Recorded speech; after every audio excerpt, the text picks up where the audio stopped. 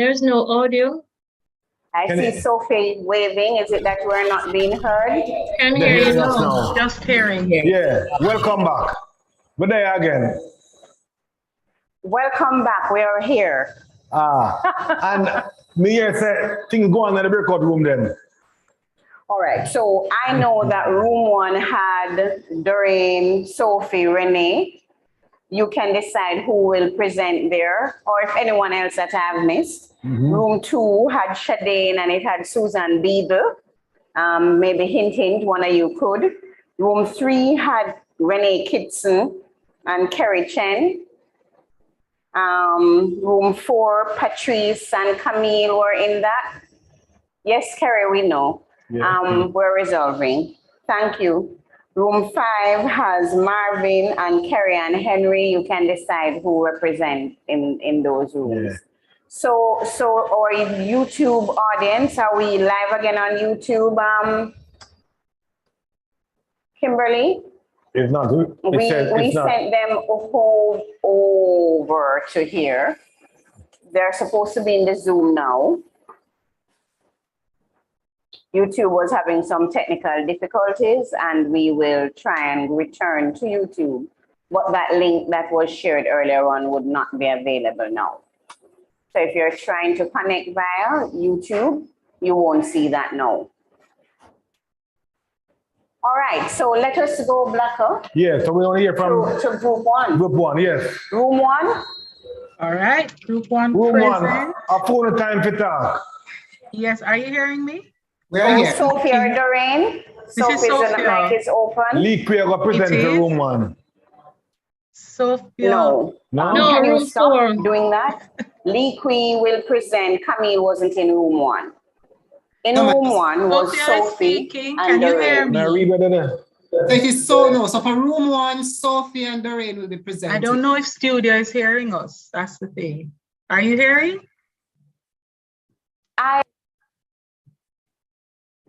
So, no, studio is mute. I just want to Are confirm. you hearing that. us? I just want to confirm. You're hearing us? I'm hearing you. I'm hearing Sophie Okay. and Doreen.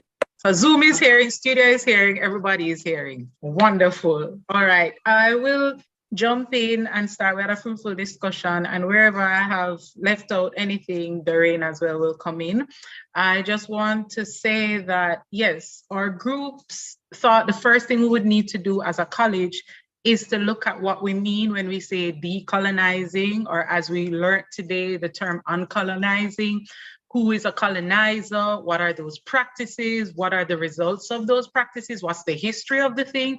So sometimes we speak with a kind of taking it for granted that everybody knows the language and everybody understands what we're talking about, you know? And when we say decolonizing, it means something, you know, and everybody's clear. It has various meanings. So I think we would need to come together to frame that. And that's interesting discourse, and then how it will affect behavior. But we have to start from that point, because we might be losing people who think, oh, they're speaking to the people who are into that. And so we're not catching everybody. We would then need to face our biases, because with that type of discussion, we have to admit now where we have certain learned biases that we may need to uncover, dismantle, change. There was an example given about using the term slaves. And, you know, that's what I learned when I was growing up, that the slaves, you know, is like Christopher Columbus discovered Jamaica. And so those things that are now changed, where we don't refer to persons as slaves, we say the Africans were enslaved because it was something that was done to them, and no one is born a slave. But when I started to speak with that language, it was a relearning and an understanding of why. So in teaching, if I hear somebody say the slaves, I don't automatically get angry, but it is a patience to understand that there is a level of growth and there's explanation. So we have to trust that people want to change and people want to learn, and then that's how we approach it. So we thought biases for sure, we have to just admit these are the reasons why we think a certain way, and then how do we uncover that, change that, be better for knowing that and adjusting our behaviors. We spoke about looking at English and how we teach English at the college. Regina was very instrumental in this discussion because she spoke about ideas and being open to ideas in terms of teaching and delivering to our students. Why is it important to learn English? They come, they want to just do the music, drama, dance, art. Why am I learning English? Why I need to write this way? And so we understand that there is a context. And so when students understand the why of the learning, then it makes it, we're not putting one above the other. We're not saying English is better than Patois, but we're saying these are the ways in which we use English and we can use both. And so it's having that context. We spoke of the opportunity to develop new pedagogies. So how we in the Caribbean teach and a lot of that dealing with context and dealing with using experiences for students to learn several things all at once, mixed together. There is the need for, within each school, each department would need to revisit, look at courses, see what is maybe not serving us or what would need to be put into the courses. Where are the courses where we look deliberately at decolonizing, uncolonizing, and that discussion? Is it just the SAM course that everybody does? Is it the SAM course and other courses within our schools? So we would need to do that type of work and discussion outside of. But it's facing it, it's having the type of discussions we need to. It's understanding that it's a period of learning and growing, but we have to be open to change. And I think it was exciting because we were in this discussion, and the hope is that it doesn't just be a discussion, because now it would require action and it would need group action so that we're not all doing the same thing in our different spaces, as opposed to collaborating and learning how best to do. So I think those are some of our main points. Just before we wrap up, and also a point where we had also talked about continued this conversation, more spaces for conversations of this nature to continue. That's also one of the takeaways on the contribution. And it's not only a conversation that includes lecturers, etc., but also the students' voices become a critical part and a critical component of this conversation going forward in terms of how they would want to be taught, how they want things to be done, where they see things going, and based on what it is that the world is opening and offering us, really, how it is that they contribute to that. And I just want to use this. Sophie mentioned the whole idea of the development of new pedagogies.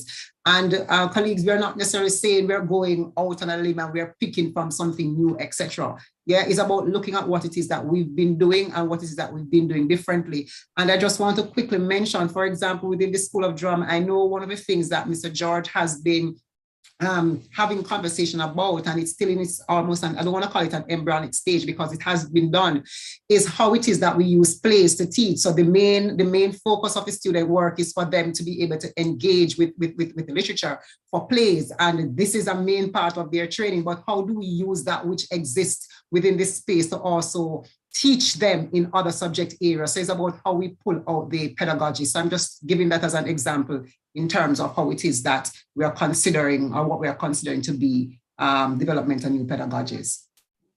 Just to jump in quickly, I know the next group is coming. Vilia in the chat, who was part of group 1 as well, she mentioned that we have to be cognizant of the accrediting body, which is UCJ. And Maria Hitchens, who was also in group 1, said that this would then need discussions with UCJ. So it's not a matter that, okay, UCJ only sees it this way as an accrediting body, but for them to know the rationale and the reasoning why. And once it stands up to that, then I don't see there being an issue of adjusting it, because we would still have the art would be delivered in a way that is of a certain caliber and standard. So it wouldn't be, we're not throwing out standards, right? Yeah. We're changing what is looked at as assessment and what determines what someone knows and why. And then so these are conversations. And on the side, I know this conversation, I think I would have also been privy to conversations with UCJ in another forum at a conference I would have presented, and I presented on this very same topic now, and there were other persons who also presented on universal design.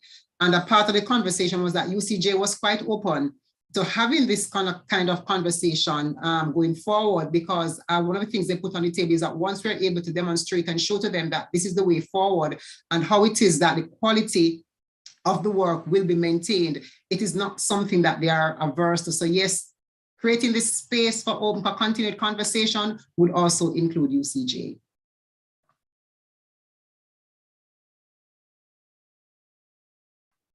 And I think that's it from Sharing from room 1. We appreciate it. So let's hear from room 2 now. Would that? Shadane or Susan Beadle? It will be Shadane. Can you guys hear me okay? Yes? Okay, so we interestingly came across a lot of the points that Sophie would have mentioned just now. One of the things that stood out for us was the fact that we don't seem to have a clear vision of what it is that we're trying to achieve.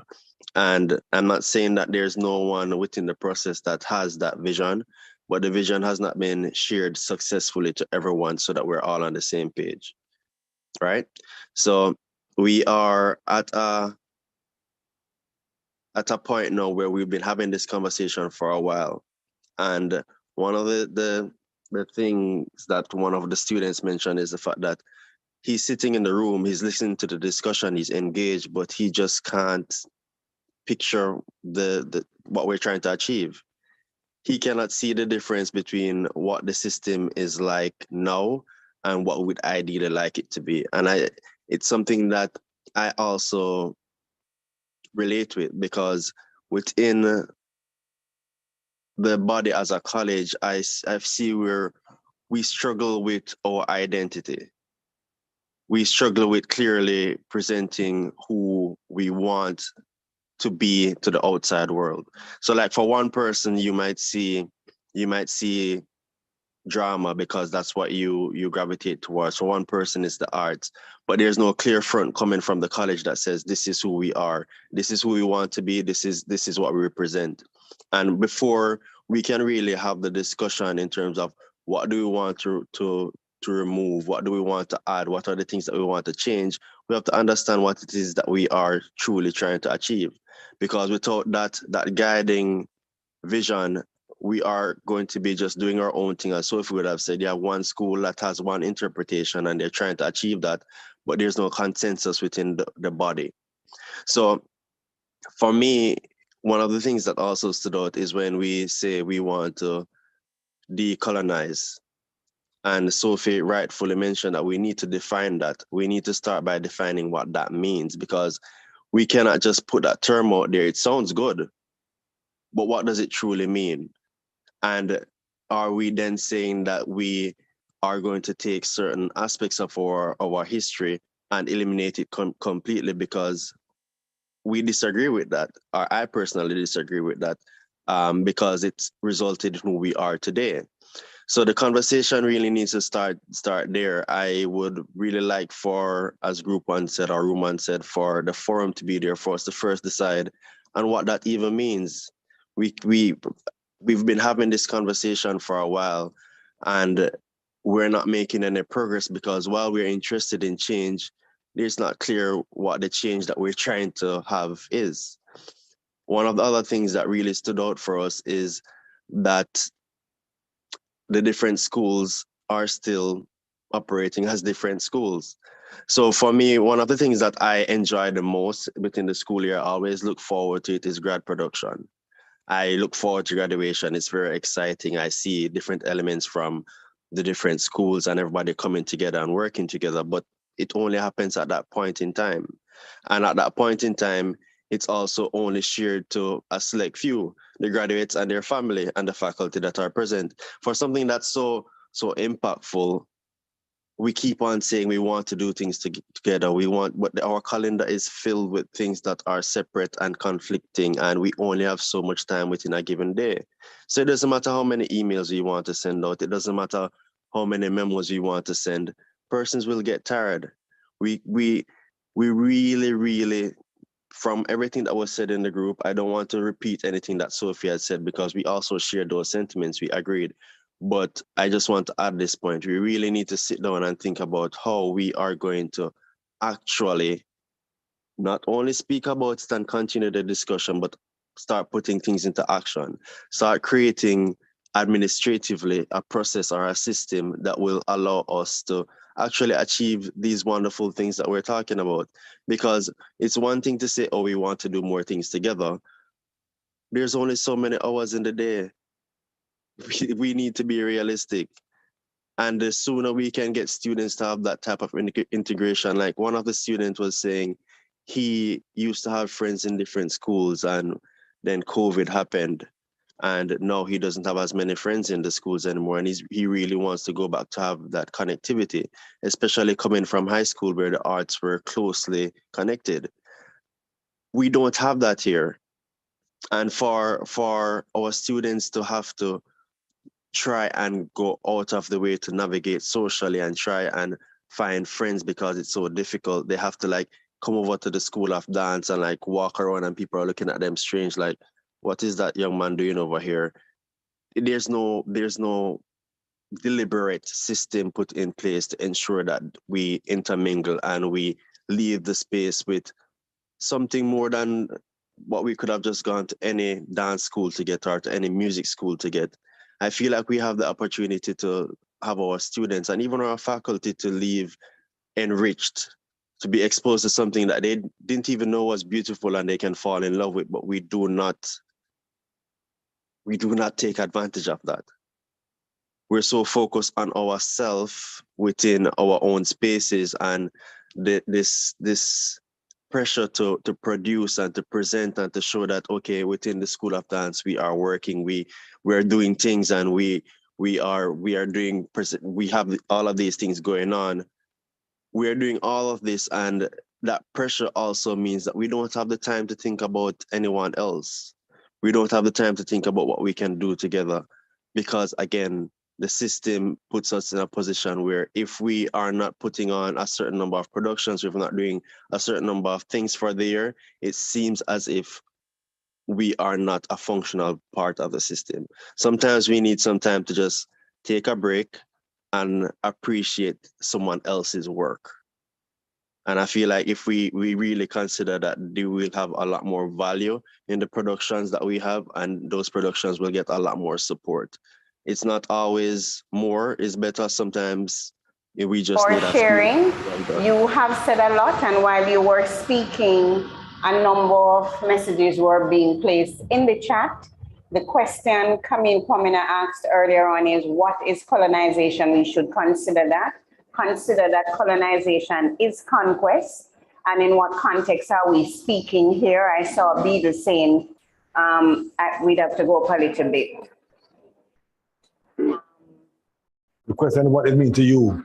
What does that mean to you? So if Shadane was representing the group, that this is what decolonization means to that group, that we are not collaborating on campus, if I'm interpreting enough, Yeah. and we're functioning in silo. I do see where we try to collaborate. There are 3 choreographers in the current play from the School of Dance.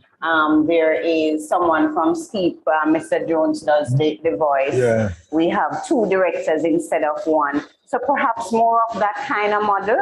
I'm not sure how as it relates to, we're also mindful that in as much as we collaborate, each school has Their own program. has their specific program. So we appreciate those points you made earlier on, Shadane, about that and how we can sit together to see how best we work. And the point that the graduation production represents a very wonderful example of the college coming together in one production, but it doesn't happen often enough. But I also want our students to consider the notion of colonialism being more subtle today than we might have had in the past. Look, and all of us to consider how that is perpetuated in our curriculum, how that is perpetuated in our power relations and institutional structures. So some of that I find that we're discussing the classroom a lot, but power relations, the structures of institution, some of that perhaps is something that we should consider decolonizing. And the way in which we implicitly or willingly also continue to allow the colonizer space to continue their projects in our lives. All right, thank you. Thank you. We have another room. Room 3 now. That had Kerry and Chen. Are you speaking, Kerry? I'd love for a student to present. Yes, Or is it Miss Kitson? I'm speaking. Miss Kitson is back up.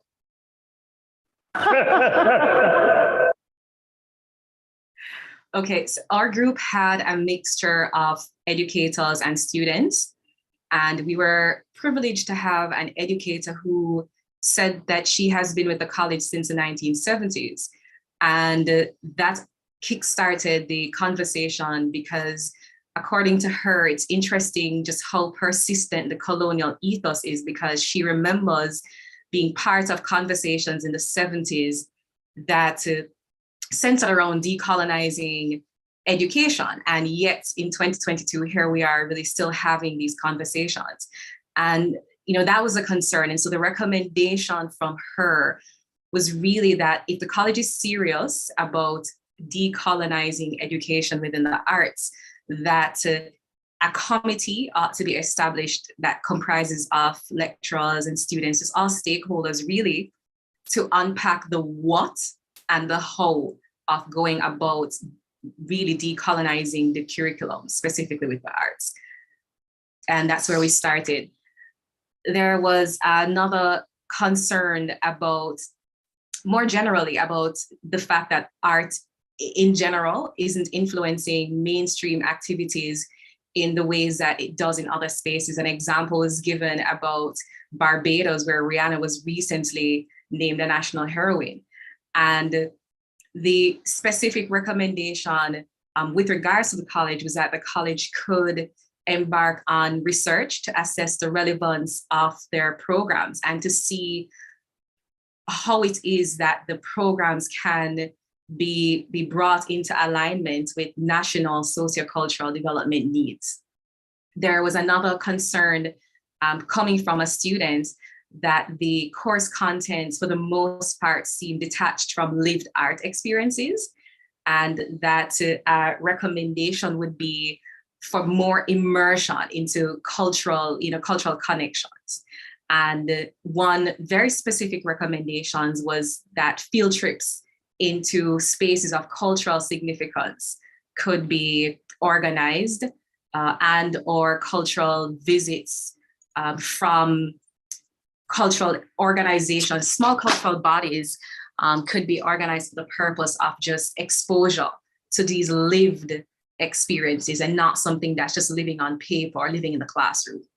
And finally, we came almost 180 looking at the curriculum, and this is from an art educator. And for her, this wasn't specific to, well, let me not say, I mean, she's on a sort of different perspective of decolonization, but her concern that was brought to the group was about the gaps that she identified in students, who matriculate into the institution. And, very specifically, she was saying that there are certain things like the fact that students arrive at the tertiary level not knowing any folk material, no folk songs, and she's teaching music. And so it's very difficult to start at that point. And so we started to have this conversation about perhaps what needs to happen is that the college ought to be centered in the national arts education, curriculum development. And so that there's a complete revamping of national curriculum that can sort of close some of those cultural and creative gaps, so that when students arrive at a tertiary level, the process of decolonization or liberation pedagogy doesn't have to do that much to catch up. And so those were the 4 concerns and recommendations that came out of our group. Not hearing. Room 3, I'm looking at some of the chat and I'm laughing because that's one thing I would love to dismantle.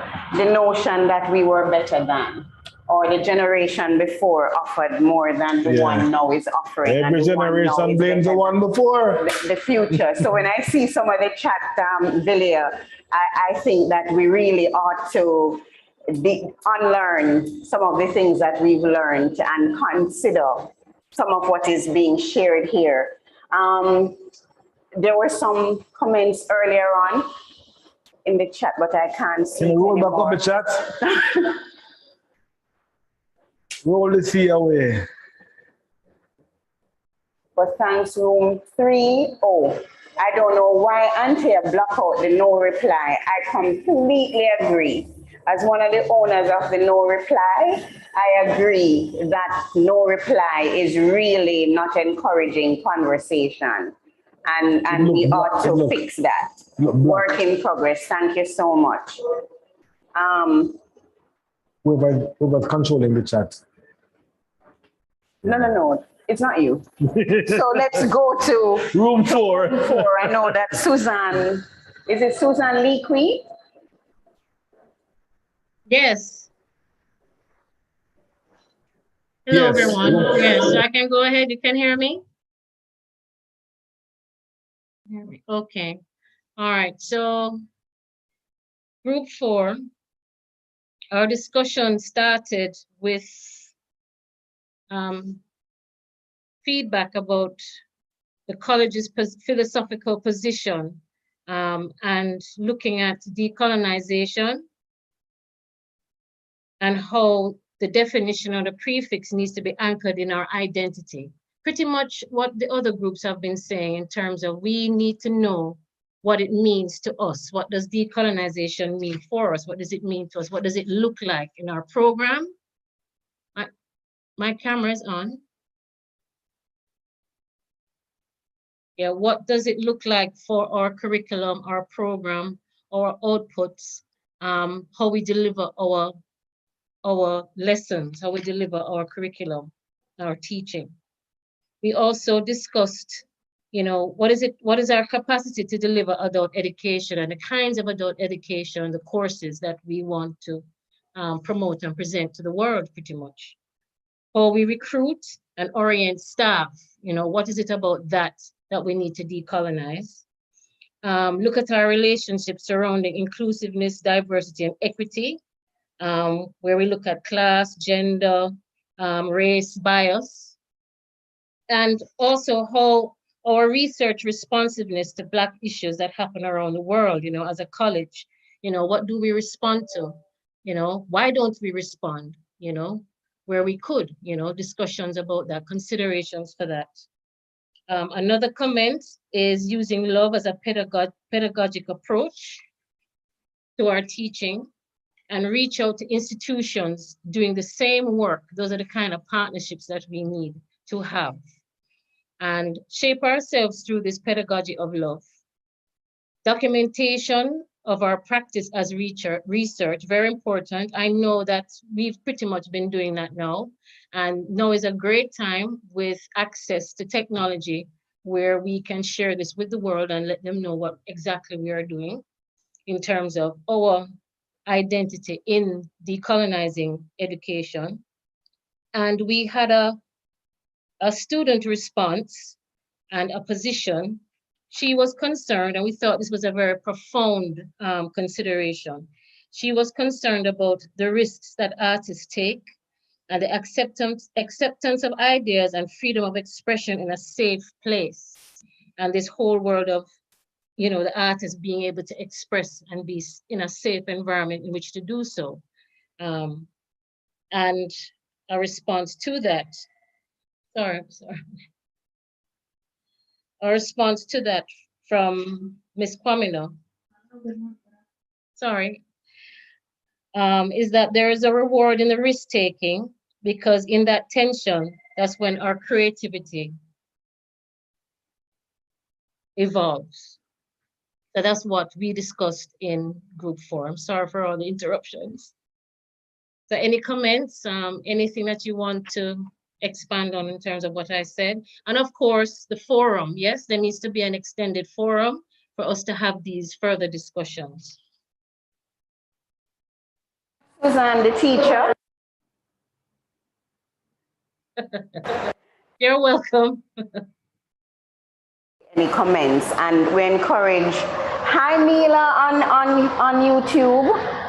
We want to put the comments on the YouTube chat, and we also encourage ones to continue. I see your response, Ms. Henry. that the ICT department looking at an internal system that supports discussion and collaboration.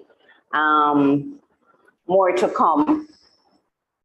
And it's beyond the system. It's also in the culture. So in as much as we may have a great technical system, how much are we ready to look at our power structures and allow the conversations to flow within these technical systems? And I know Neela have invoked bell hooks and the pedagogy of love. Yes, Say no more. Room 5? yes, room 5 had in Marvin and Kerry. Is which one a Uno? Or is there someone else from that group? I was playing note taker. So I think what will happen is I will offer and then folks will jump in as needs be, right? So just go point by point. Some of which has been expressed in different ways by the other groups. Before I begin, I just want to throw something out in response to something I heard earlier, right? And that is, decolonizing is a verb. Decolonize and decolonizing are verbs. Decolonization is a noun, which suggests that we involve in two different things depending on what we say. The verb is activity that is ongoing, because we cannot expect that the fact of colonization could begin in the 16th century and end in the 20th century, and that we would arrive at a state of being decolonized in the 21st, right? So I just leave with the verb, that the living is dynamic, and therefore we have to keep doing. So there's no anxiety for me about what we've not done.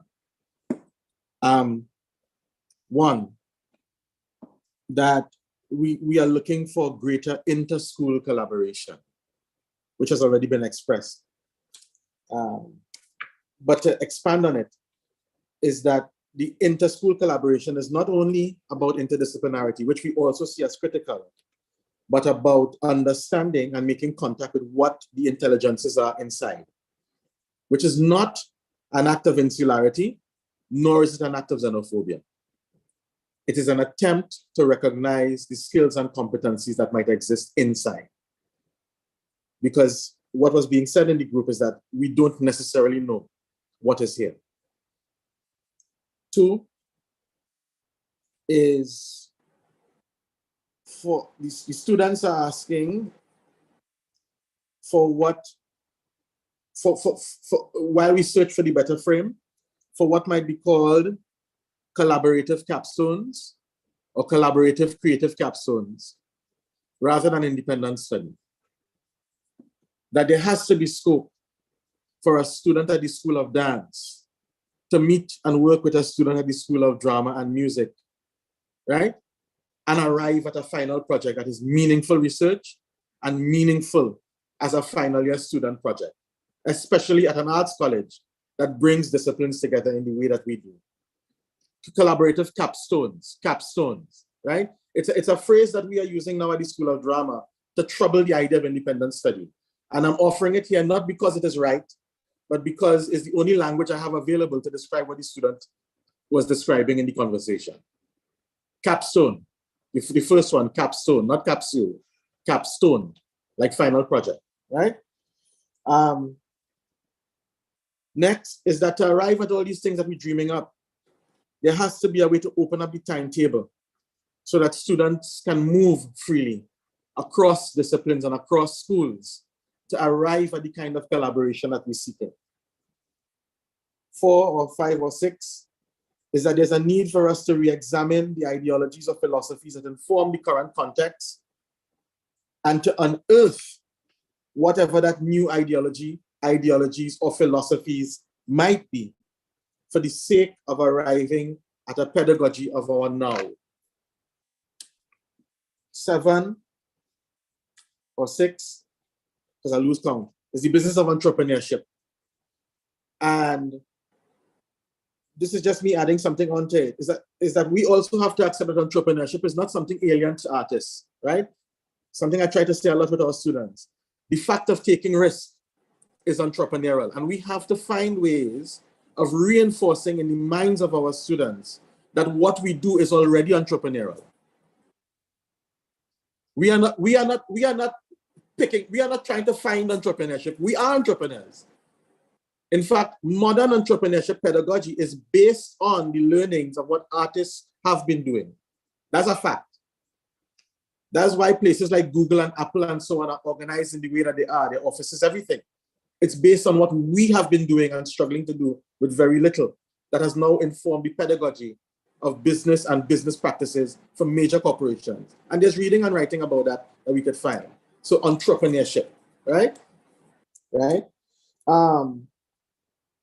Create acts of liberation. Creating acts of liberation at our school levels, and then which will positively redound to the college level. Not that one is open. And that's when we could trouble and expand on some more. Creating acts of liberation.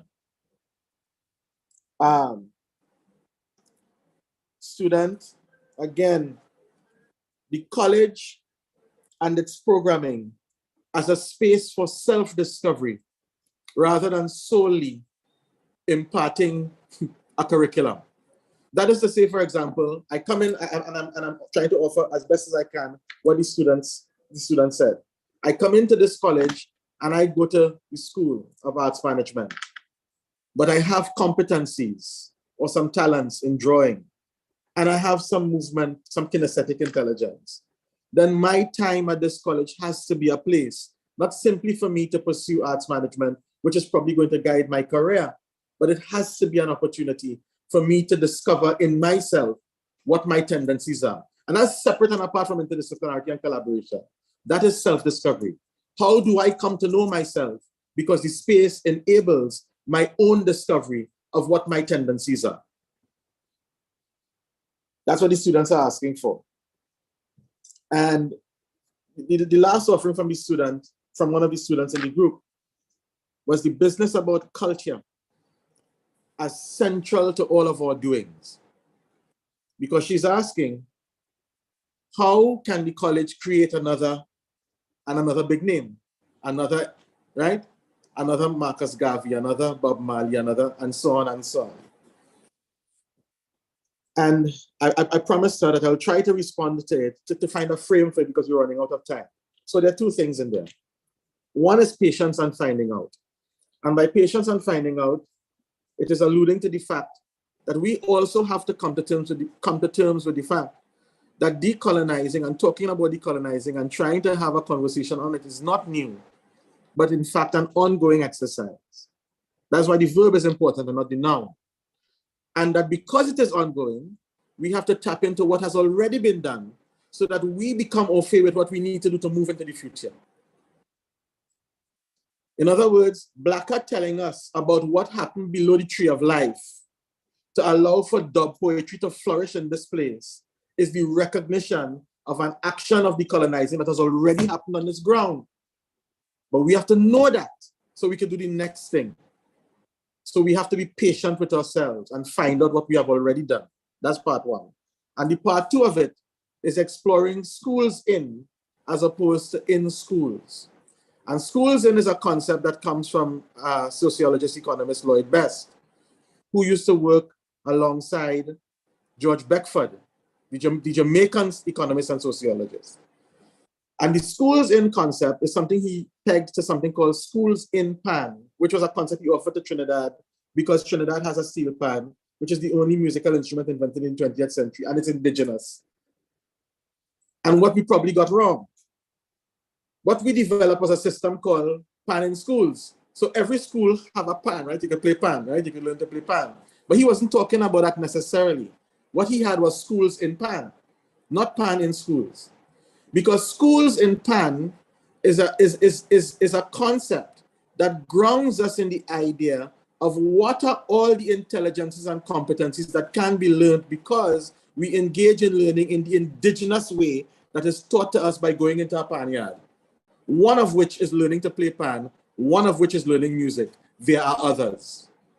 And that if the education system is modeled on the indigene, rather than putting the indigene in something named a school, we'll probably arrive at a school that is liberating.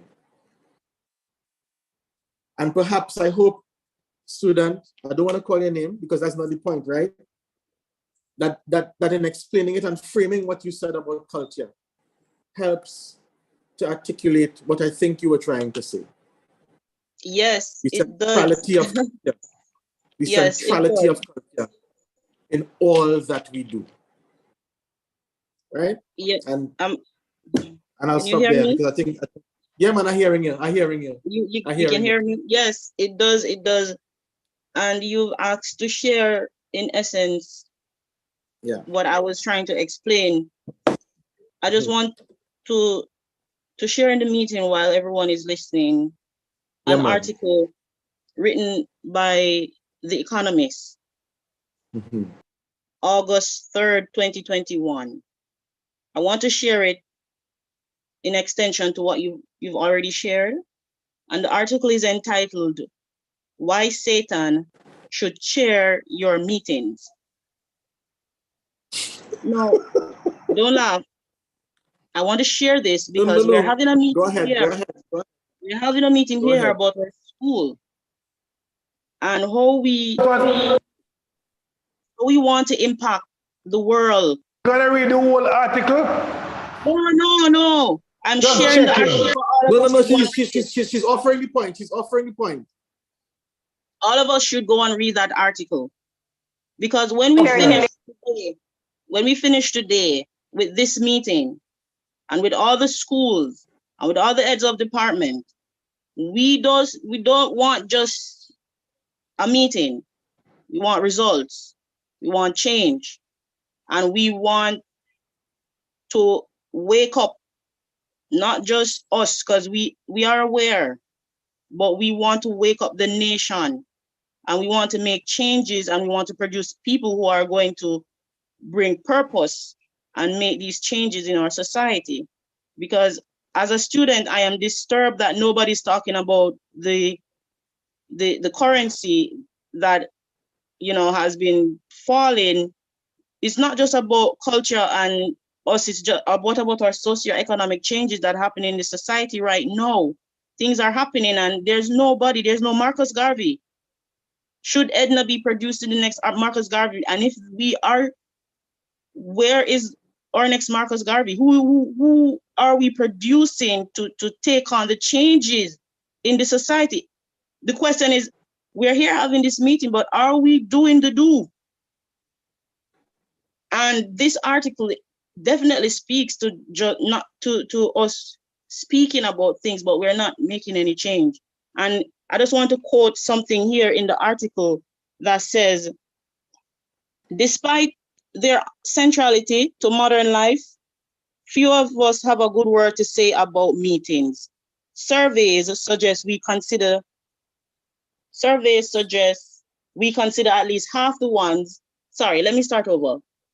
A quote from the article says, despite meetings and their centrality to modern life, few of us have a good word to say about meetings. Surveys suggest we consider at least half the ones we attend to be effective. The same boards drawn on, the people with something useful to say don't speak. Nothing of importance get decided. In many office cultures, a meeting is a byword for tedious, time-wasting exercise. I hope this is not a time-wasting exercise. I'm not hearing. It's not a meeting. So we are happy.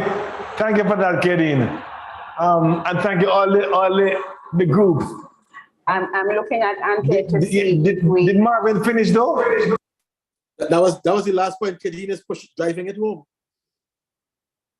Kedin is totally. I mean, the groups in the rooms were asked to ponder. I wanted to share what's on YouTube because the majority of ones are in the Zoom. On the Zoom, yes. So just sharing quickly. Yes, Marvin, they are more creative in major corporations than in our arts institution. This is Neela Banks. Self-discovery requires bravery. They have to be willing to really face themselves. We have so many courses and exercises across year groups dedicated to self-discovery, but students have to do the work. How will you discover self if you don't spend time listening to your thoughts, journaling in word, video, drawing, movement, holding yourself accountable as developing artist to your own self. No amount of structural change will help if the students will not be brave about plumbing their own depths. And yes, she says she agrees that meetings, Kadeen, can sometimes be just emails. I agree too. I agree wholeheartedly, absolutely. Meeting must be the most colonial place. It's where power rules. And in how we meet as well. You know, Yeah. we can meet over a drink, we can meet in the middle of a dance hall, we can meet in the market. The idea of having a plate to sit down and talk with an agenda is very colonial, absolutely. I wanted to find out if anyone pulled anything from whether it's rooms 1, 2, 3, 4, 5 and wanted to share anything burning, or we're very clear. I'm looking at producer to see where to wrap. Okay, so Really about next steps and what can we do? So we have met, we have looked at the presentations. yeah, I kind of jotted down some of my own takeaways that I picked up since we started this morning. By the way, for those who are joining us new on YouTube, we apologize. We had some technical difficulties, so we had to restart. So you're joining us on Celebrating Research in the Arts Day, which forms part of Founders Week 2022. We've been having a full week. The week continues tomorrow with the Gender and Development lecture at 6 o'clock. Yes. We have coffee, tea, And decriminalization of poverty. Yes, yes. And what time is that, please? That is Is it 12 to 12 1:30? to 1:30. I will check and double check and tell you before we sign out today. And if anyone looking, we have a lot of papers and a lot of notes, so forgive me. But I do think it's 12 and to after the break, we're 1:30. gonna have the students pitching their right. research ideas. So we've a couple of things. Decolonization is a process. It's not a one-time event. We're agreeing that. It's essential that we know that it's something that we're going to keep reflecting on and think it's a about verb. over, and it is a verb, as Marvin says. We're looking at curriculum or our lessons as an important aspect of decolonizing, this decluttering. Consider whose knowledge we are sharing with students and the ways of knowing. What else did I pick up? Decolonize education and its connection to place. And to arrive at a central, at a collective way of framing and choosing the prefixes: decolonize, uncolonize, anti-colonize, post. I mean, what we put before this thing is important. And then also, someone did share, I think it may have been, is it Camille or Patrice? But somebody earlier shared about decolonization. One of the processes actually connecting with community. Yeah. Or was it you? It may have been you. But a key thing that I take away though, Colleen, is the need for cross-school connection, inter-school connection. That come up time and time again at the college. Need to find more ways to facilitate students and faculty from different schools combining, collaborating, and that capstone, me like it. And there was something in Kerry's group too that I want us to all think about, because I think we have mentioned it, we've scratched surface of what is this philosophical position of the college that we refer to so much. In as much as it was referred to in that presentation, much or anything was said on that, but it keeps coming up. Yeah. What about philosophy at the college here? And why a philosophical position? Yeah. And whose philosophy? And whose philosophy. So those things, I think it's important that we have the conversations, not somebody with power telling the rest of us that this is what it is, but allowing for this kind of conversation to ensure that we all and as students set to pitch their research ideas later on for a prize. I want to throw out to students who are in to look at the research thoughts that are begging deeper, drilling down into within the college here. I mean, there's a range of stuff that we could research about what has happened there over the 45 years for students. Productions at School of Drama, the productions, the personalities, the history, the idea, even to looking at school drama productions and what they have said about spirit and stage and space and people and who have come through here and what does it say about the place. There's so much rich research begging here for students, for faculties in Edna and outside. So, I mean, this is rich. You chat too much. Yeah, no, that's why I'm here. and you like it. And I was dragged here. Yeah. Yes. So everything from the defining and framing it collectively, from visions being shared. Yes, Marvin, I agree. From 70s till now. Read that. Wow. You've not read anything. You know, I hate calling that word. Shifting pedagogy. So that humanities courses, for example, where the creatives want to move this something so fast though. Go back up. Pull up. Oh, I don't think they're moving it. I think it's just moving. Yeah. Okay. Yes, Mr. Joe. Somebody is responding to something. For example, where the creatives meet versus written assignments. I think I got that. Yes, Kai Cole is saying that, Mr. George. And also more integration in our arts courses. Very separatist when we have integration courses. Example, music and dance without working with music students. Yeah. Agree, Marvin, diverse ways of expression and scholarship. Marvin says that was one of the 4 points in a type class. And Marvin, the idea about schools in, as opposed to in school, for me is really rich and resonant. There's schools in every market, every dance hall, every bar, schools in choir as opposed to choir in school. I mean, that rich and resonant. Idea that Marvin referred to, was that it? Is that what Kwamina is making sure that we acknowledge? The best idea. Yeah, that Marvin shared. Thank you. It's important to really credit the origin. I'm hungry. You're hungry? And I know everybody else is. Yeah, So for those who are on YouTube, you can always click the subscribe button. Never click the dislike, always click the like. But please subscribe to our YouTube channel. Just want to remind you that we will be back on YouTube after the break. So what we will do is share probably some concert or one of the plays that are on. And the actual papers from the panel are available. As well. Thank you. As a student, I'm looking forward to the collaboration, capstones, and liberation pedagogies. Excellent discourse. Thanks, Doreen. Love and blessings to you. Blessed love, everyone.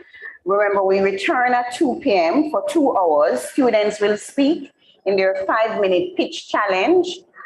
Andreen Osborne from School of Music, Urka Wilson from School of Music, Javian Kiffin from School of Drama. DRAMA. Priscilla Smith from SAM. With Sammy. Travis McDonald from SAM. With Sammy. SVA Wagwan. I don't understand. SVA, what is going on? Who is missing? School of Dance, what is happening? We have a panel of assessors. We should tell them who they are. Mrs. Carol Hamilton, Mr. Michael Holgate, Dr. Yvonne Weeks. Michael, me almost said Dr. Michael Holgate, me wait. Soon. This is Celebrating Research in the Arts Day. Can I just tell you, students who do not look at your emails, to just check your email today, please and thanks. All right, we'll see you at 2 o'clock. SVA is very much here. I was talking about their prizes, by the way. 15,000 for first, 10 for second, 5 for third. And Dr. Octav is looking at me and saying we may have others too. See you soon. Blessings.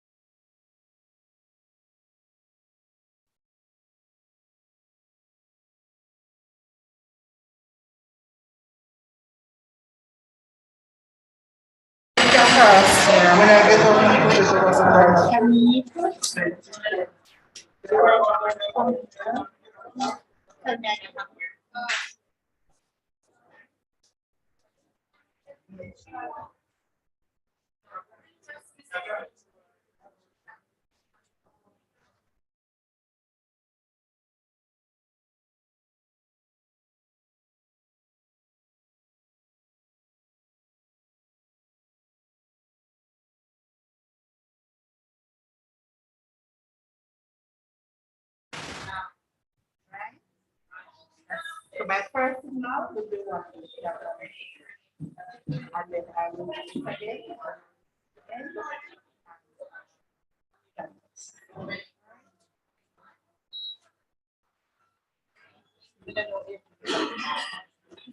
Yes.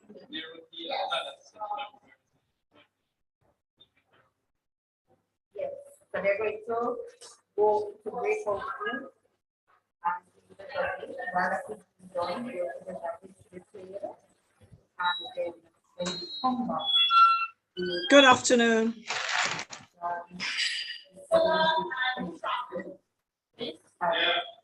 what's the topic, Charlie?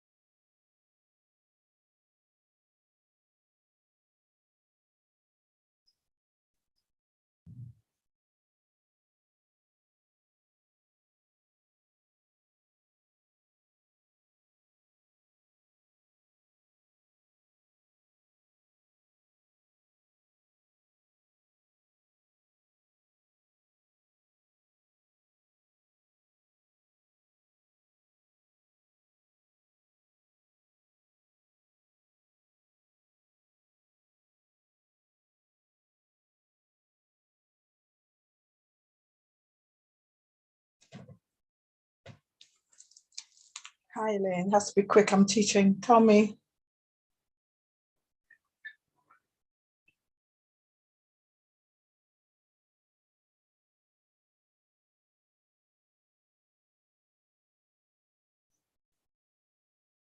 Okay. No, I'm here, honey.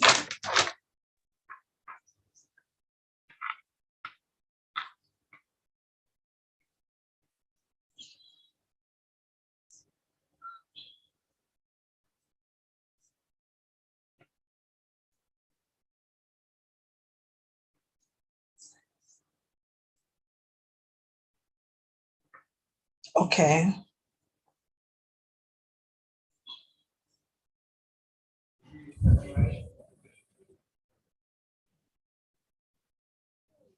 Afternoon, ladies and gentlemen. Are back for Research in the Arts Week, celebrating Research in the Arts Week 2022. Thank you again for joining us. Afternoon session, which we would like to say is the exciting session, right? So you can imagine how much more exciting it is from this morning, where we have the student pitch competition. This is a competition where the students pitch their research ideas that they have been working on for the past semester or the past year. And we, the audience, and our esteemed panel of judges will interact with the students, yes, give them feedback on their pitches, on their ideas, you know, how to enhance their research, but also give them a cash prize. So we are excited for the students and we are excited for this afternoon's session. All right, so I would like to first of all introduce our panel of judges. We have Mr. Michael Holgate, who was with us last year. He's back with us again. I don't know if we can show Mr. Holgate so our audience may know. Mr. Holgate is the head of the Philip Sherlock Center. Welcome, Mr. Holgate. Thank you for joining us today. Thank you. All right, so Mr. Holgate is the head of the Philip Sherlock Center for Performing Arts at the University of the West Indies, Mona. We also have Mrs. Carol Hamilton. May we be introduced to Mrs. Carol Hamilton, who was or is the retired vice principal of academic affairs here at the Edna Manley College of the Visual and Performing Arts. All right, we'll soon see Mrs. Hamilton. And then we have Dr. Yvonne Weeks. Thank you, Mrs. Hamilton. Thank you for joining us today. And we have Dr. Yvonne Weeks, who I understand stepped out, but we will meet with her shortly. She is from the University of the West Indies, Cave Hill, Barbados. So we are very pleased to have these ladies and gentlemen with us today. They are experts in the arts and academia. And of course, it is that blend that we do here at the Edna Manley College of the Visual and Performing Arts.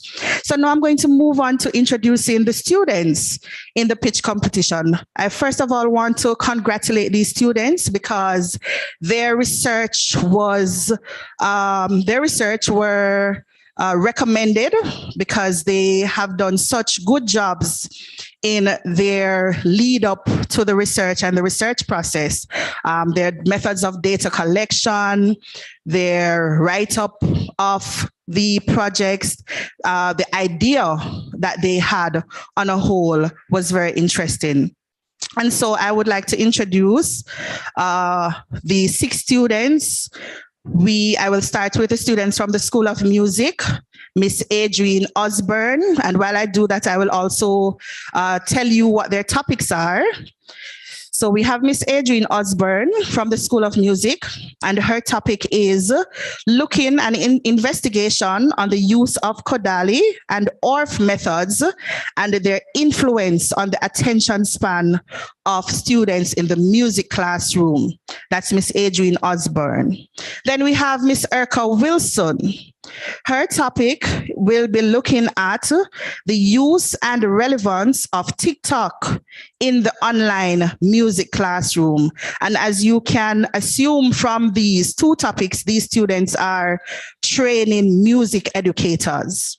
All right, we're going to move on to the School of Drama. From the School of Drama, we have Miss Shanique Williams, who will be pitching about the religious miseducation, the use of religious miseducation as a strategy to abuse females. That's from Miss Shanique Williams. From Javian Kiffin at the School of Drama, Javian is going to tell us about his investigation into the use of playback theater as a pedagogy for conflict resolution. All right. And then our final two students are from the School of Arts Management and Humanities. We have Miss Priscilla Smith, who will be looking at sustainable development and its impact on event production and technical theater. And then Travis McDonald, who looked at the limitations in local fine arts businesses with a focus on contemporary art marketing and monetization. So from these topics, you will see that it is a wide, the range is wide, right? The interests of our students and what we offer here at Edna Manley College. We have arts educators, we have arts managers, we have artists, fine artists. And so I want you to join me in welcoming the students to do their pitch. If you have any feedback at the end, you are welcome to place it in the chat. Or we will also possibly open up for feedback if the time allows. So I am going to start first with the first student, Priscilla Smith. Let me just remind you of her topic. Or let me just say, let me give the rules of the engagement, right, students? The students have 5 minutes in which to pitch their research. They will be timed. At 4 minutes, you will be given an indication that you have 1 minute left. You can look in front of you. They will give you the indication that you have 1 minute left. And at the end of 5 minutes, I will be standing and moving you away from the podium. Okay? All right. Your pitch ends in 5 minutes. All right. So first up is Priscilla Smith, and Priscilla will be talking about her research into sustainable development as it relates to event production and technical theater. Let's welcome Priscilla.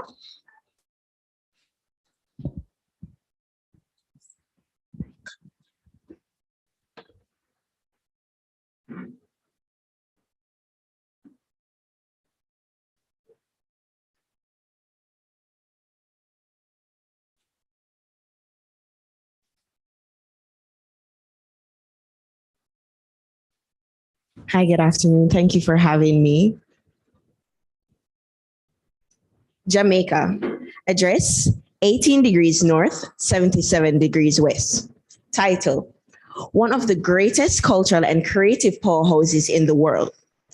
Now imagine if one day you woke up and found that the cultural and creative industry just vanished. In Jamaica, the cultural and creative industry does not receive as many benefits when compared to other economic areas in the island. This issue is further compounded by the fact that event production and technical theater sector suffers even more from the limited availability of human capital. This is in part driven by the large informality of the sector, as there is a perception of it being not being a sustainable employment option. This has led to low levels of introduction to new personnel in the sector, And despite being somewhat obscured, the event production and technical theater sector is a driving force of the cultural and creative industry through linkages. And despite there being indications of the development in other areas of the production sector, the introduction of trained personnel, especially in relation to young people, is very limited. So what is the solution? The productivity of any industry or sector demands continuous influx of trained personnel. This paper, titled The Sustainable Development Within the Event Production and Technical Theatre Sector Through Sensitization and Training of Young People aged 16 to 18, through the use of the qualitative research design, secondary data analysis, interviews with in-the-field practitioners and personal observations, seeks to provide evidence to policymakers and industry stakeholders with a significant increase of trained personnel. The current state of the industry will be improved. Currently, there are no papers directly targeting the production and technical theatre sector. This paper builds on the initiatives of the JBDC through their cultural and creative mapping exercise and other creatives from their papers on the cultural and creative industry on a large.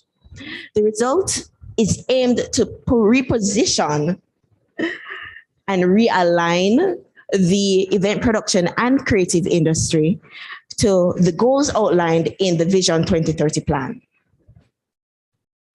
The data collected from this research pointed to the following key themes, being fears and hesitancies, existing frameworks, existing training, desired training, perceptions and positionality, desired policy, among others. The recommendations from this paper are as follows. The creation of a holistic training program in collaboration with in-the-field experienced personnel and tertiary institutions such as the Edna Manley College. Hosting a work experience program for upcoming personnel of the sector in collaboration with the established events such as the Grand Gala celebrations and the Reggae Song Festival. The creation of a creative free zone, which includes building new initiatives and improving on old structures. The increasing availability of funding for the arts and for other sectors such as technical theatre and event planning. And finally, the creation of a regulatory and lobbying body for the event production sector. With this research paper, the recommendations from the findings, event production personnel, policymakers, cultural and creative industry stakeholders, the island and the world stands to benefit from the improvement to our beloved cultural powerhouse. If the cultural and creative industry is the heartbeat of the island, then the event production and technical theatre sector is the lifeblood that keeps it.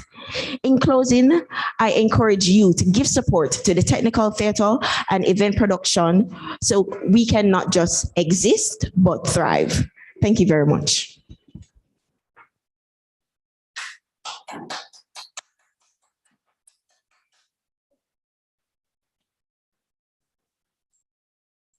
Okay, thank you, Priscilla. That was Priscilla Smith on her research about sustainable development and event management and technical theatre, in event management and technical theatre.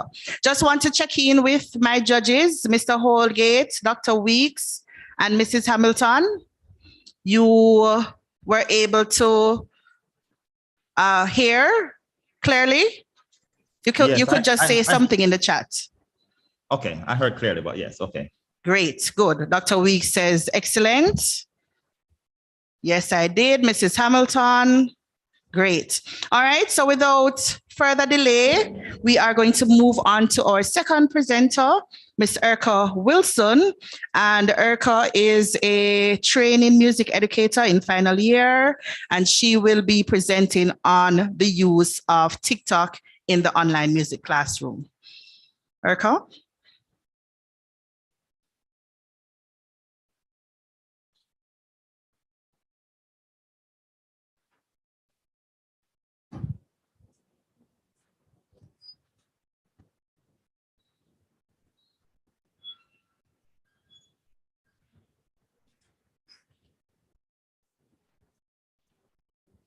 Good day, everybody. As mentioned before, my name is Urka Wilson.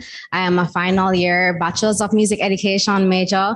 My principal instrument is steel pan, and today I'll be presenting on the use and relevance of TikTok in the online music classroom.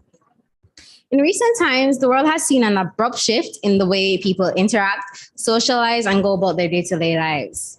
This complete transformation of human interaction can be attributed to the novel COVID-19 or coronavirus disease. This shift in paradigms has forced music educators all over the world to change their methodology and pedagogy. This required teachers to move from a more face-to-face methodology to a more online perspective. This has shown that the students on the online classroom has seen a decrease in engagement and student retention. There is not a lot of research pertaining to my particular subject. As such, my research highlights the many benefits that social media might have for music educators. My research zones in on the use and relevance of TikTok in the online music classroom, specific to my objectives, which are to 1, quantify students' involvement on TikTok, 2, explore the practicality of the application in learning the topics, rhythm, pitch, tempo, and tom. And to achieve these objectives, my research questions are as follows. How involved are students in TikTok, and how does the application affect their attention and participation in their daily lives? I want to also know, how does the practicality of this app enhance the students' attitudes and feelings towards learning music in and of itself? And how can TikTok guide students in learning the topics mentioned before? Whether you choose to accept it or not, TikTok is taking over the world. Like, you can see the videos everywhere. You see it traveling across applications. Every day you hear a song coming up on the radio.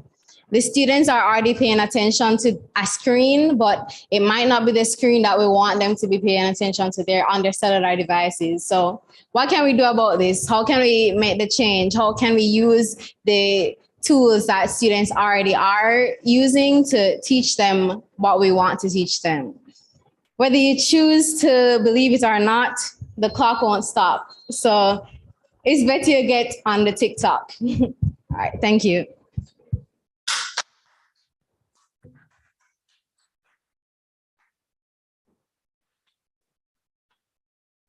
Thank you, Miss Wilson. I thought that was the beginning of a dub. You know, I was ready to dance, but I get on the TikTok, clock won't stop.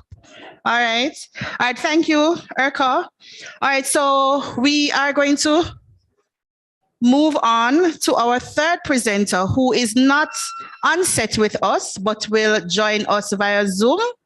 So let us just try to get her on. Miss Adrienne Osborne. And Adrienne will be looking at the use of the Kodali and ORF methods of teaching music and their influence on the attention span in the online music classroom. Okay, so if we could just hold a sec. All right, and we will move to Zoom with Adrienne.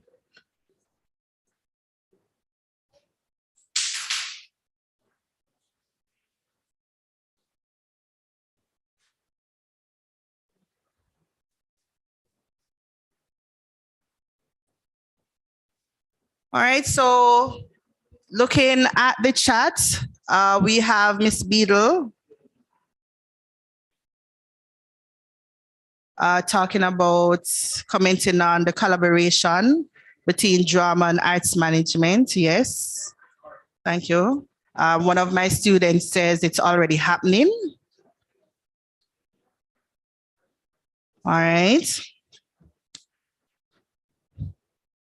All right, so Adrienne,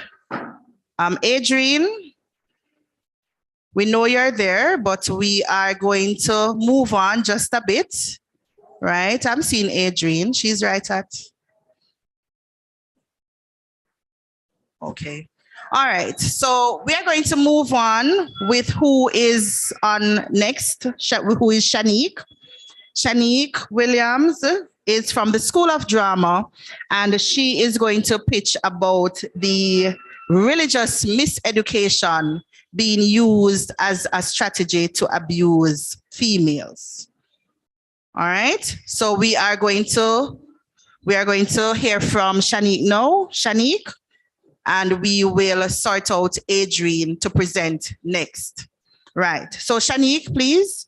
Shanique is going to present on the religious miseducation being used as a strategy to abuse females.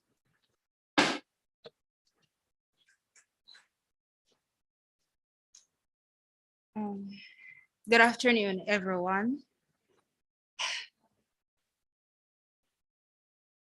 Religious miseducation.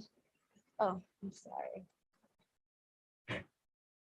Religious miseducation used as a strategy to abuse females.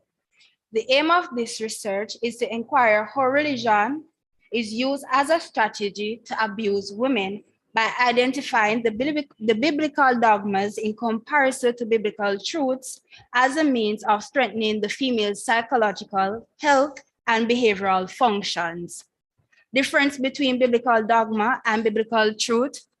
Biblical dogma is a set of beliefs held by a group or organization which are expected to follow without argument, while biblical truth, stated by the article What is Truth, states that biblical truth teaches theological and ontological truth, which is consistent with the mind, will, character, glory, and being of God through individual self-expression of their personal image of God. It is declared true as written by God, the author, source, ultimate standard, and final judge of all truth. That's the biblical truth. The ideological conditions utilized in biblical precepts to abuse women and purpose. The first one would be to disempower women for exploitation purposes to maintain male hierarchy, cultural conditioning to sexualize and appropriate abuse, to miseducate women for gender superiority, whether legal or political, and to purposely dominate as a means of malevolence, master to slavery. Our final standpoint is the sectarian for women forming feminine anatomization historic by men. Why? It is said that knowledge is the key pillar to wisdom, which is often perceived as the light out of darkness and is said to be the first step towards understanding, according to Torgal 2021. Humans associate light with knowledge. Simply because we can see better in light, the association of light is clearer as a consequence to latent anthropocentrism, providing universally clear on gender equality. While religious doctrine teaches women wrath, sexualization, murder, and other harm towards women, causing captivity over the female's psychological health. Some signs of this is the martyrdom of women vivid in the New Testament, as well as the violation and perversion of the autonomy of womanhood, as well as vivid paganism, indifference, and hostility to Christian women, feminine ideals. Finally, we have the defamed feminine spirituality. The results of religious miseducation and its impact on women. We have the socioeconomic inequality, gender injustice, psychological illness within women, feminine exploitation and women disempowerment, miseducation when it comes down to women, childhood abuse, as well as crime and violence. What is psychological abuse? Psychological or emotional abuse is more than insidious and pervasive. Psychological or emotional violence is defined as trauma to the victim cause of threat of act coercive tactics prior to the threat of physical or sexual violence. In addition to the actual act of violence, any act that communicate the threat of physical or sexual violence as mentioned above, it is classified as a form of abuse or violence.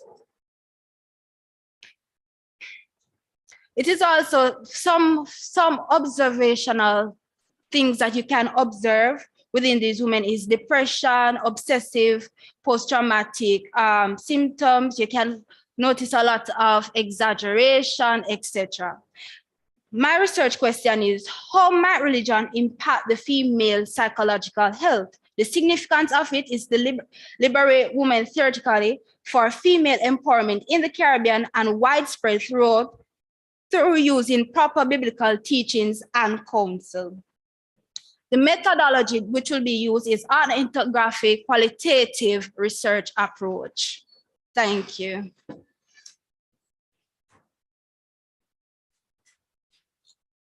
Okay, thank you, Shanique. So as a research teacher here at the Edna Manley College, I teach students who, the education students, and it is always so interesting that there are so many ways in which the arts and the use of the arts is integral in the various aspects of society.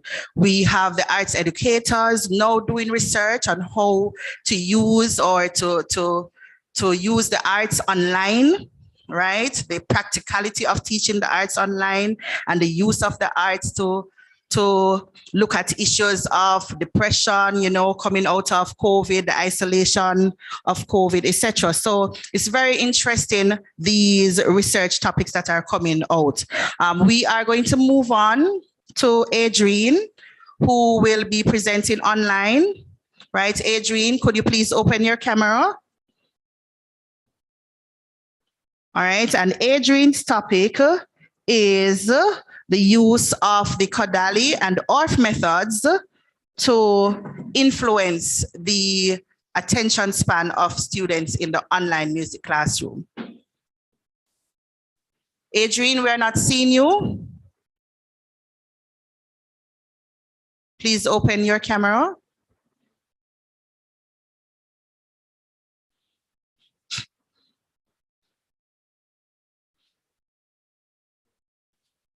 All right, open your mic, Adrienne. Your camera is not working. All right, Adrienne, please unmute.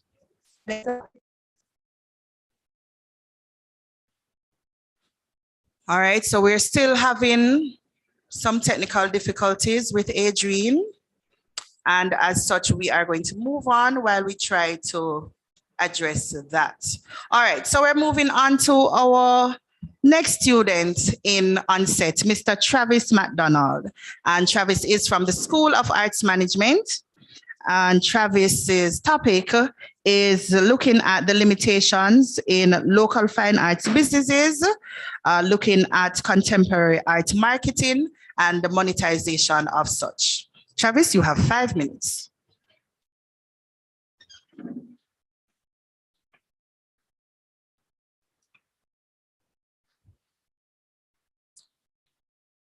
Thank you for giving me this opportunity to present to you my qualitative research on the limitations in local fine art businesses, investigating the extent to which art managers can build capacities among fine art businesses with regards to contemporary art marketing and monetization. Now, the researcher was engaged in discussions with fine art lecturers, fine art practitioners, and fine art undergraduates. And it was assumed that some fine arts business owners are not fully competent in the application of contemporary marketing strategies and monetization tools to enhance their business. Now, in an attempt to solve this problem, an investigation was launched and data was gathered through the dissemination of anonymized survey questionnaires to fine art undergraduates and fine art educators. Also, there were online interviews with fine art practitioners, after which The information was broken down using qualitative content analysis and thematic analysis. As a result, there 3 themes emerged from the research, namely local versus international markets, perception of the arts, and state of fine arts businesses. This research was focused more on the tools for expansion among fine arts businesses, and it was also focused on the management approach. After completely analyzing the data, the significance of art investment in small Jamaican fine arts businesses emerged as a leading focal point along with the application of contemporary marketing strategies. This research highlighted key themes and categories such as the existing economic state, existing art investment opportunities, and contemporary art marketing strategies that can be used to leverage business development. These results can be further analyzed and used as a reference point to sensitize a wider community of fine arts, small fine arts businesses in not only Jamaica, but also the Caribbean. Therefore, I implore you to consider this research as a tool that can contribute to the development of the creative economy. I thank you, and I await your response and questions in the other session.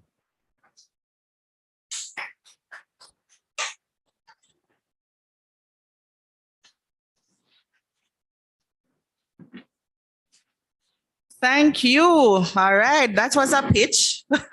Was less than 5 minutes, but I think it was concise and had all the information that was necessary. All right, so I think we have sorted our technical challenges. Can I just check that Adrian is on? All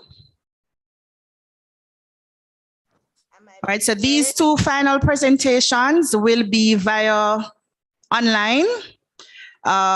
We will have Miss Adrienne Osborne first, and then Mr. Javian Kiffin next. So just to remind you of Adrienne's topic, Adrienne is looking at the use of Kodali and ORF and their influence on the attention span of students in the music classroom. So Adrienne, same time restrictions apply to you, 5 minutes. All right, and we will give you the signal in the chat. Go ahead. Okay, am I being heard? I'm being heard. I just need to get that clear before I start. But somebody just let me know if I'm being heard. Yes, okay, thank you. So good day, everyone. As you've heard, I'm Adrienne Osborne, a final year student at the School of Music. Now, my research takes the format of an exploration where I'll be exploring the use and effect of Kodai and ORF methods in influencing the attention span of students within the music classroom with a focus on grade 7 students. So I know that Miss Brissett had said online, but during my TP, I was exposed to physical settings, so it will be based on the physical setting. So it aims to explore how Kodai and ORF's method can increase the attention span in the music classroom, as well as identifying any substantial similarities between the methods of each approach. Now, it is said that a music classroom should be somewhat fun and engaging. Students also use it as a stream of communication while learning. In its general sense, music is a combination of sound which creates and breaks mood. Now, what is observed in today's music classrooms are theory-based lessons and little to no practicality. As a result, a majority of students have little to no interest in the subject area or career path of music. Now in Jamaica, there seems to be a disconnection created with the students' music culture in the classroom. Research shows that there are most times a 2% of students who leave high school and pursue a career in music. Now, Kodai's method includes the use of folk songs in the learner's mother tongue, creating a positive learning experience. ARF includes teaching, which activates students' body and mind through singing, dancing, and instrumental playing. These both create active engagement within the classroom. Now, sustained attention, I believe, should increase the passes and even interest in the subject area. An important finding that I found from an experiment found in a journal written by Hine 2010 states that music shouldn't be taught as other subjects, but it should be enjoyable and engaging. Now, after this experiment of Kadai's approach and questionnaires were handed out, students responded that they enjoyed music class and it made them feel happy. So while conducting my research, I'll be teaching using both concepts as well as the usual theoretic approach to teach concepts from the curriculum used at the institution in an effort to increase the validity of my research. Now, my data collection methods will be observation checklists, journaling by both students and teachers, interviews, and also questionnaires.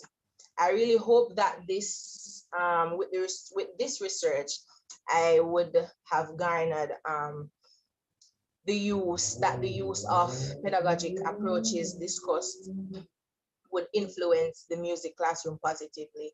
As a prospective music educator, I seek not to just be an educator, but also an influencer, influencing students effectively through the art of music in its natural sense. I thank you.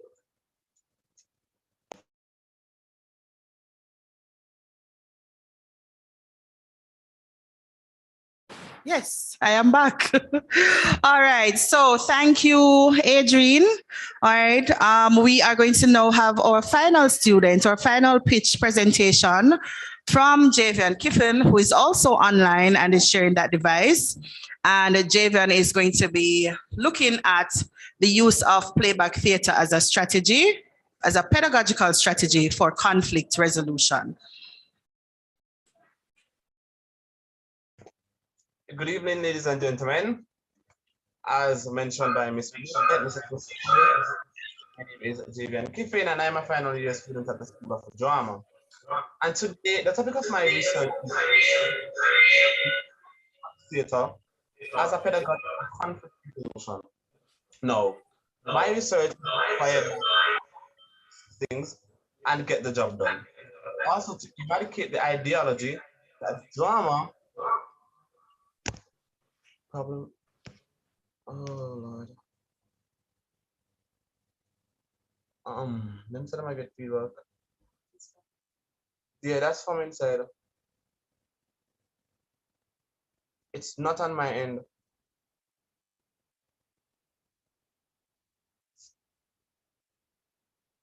Mrs. Could you check Javian, sorry.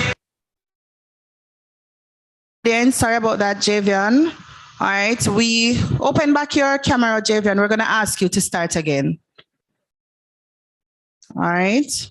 Let us do a test. Open your mic, Javian. Is it better now? Name? You guys hearing me perfectly?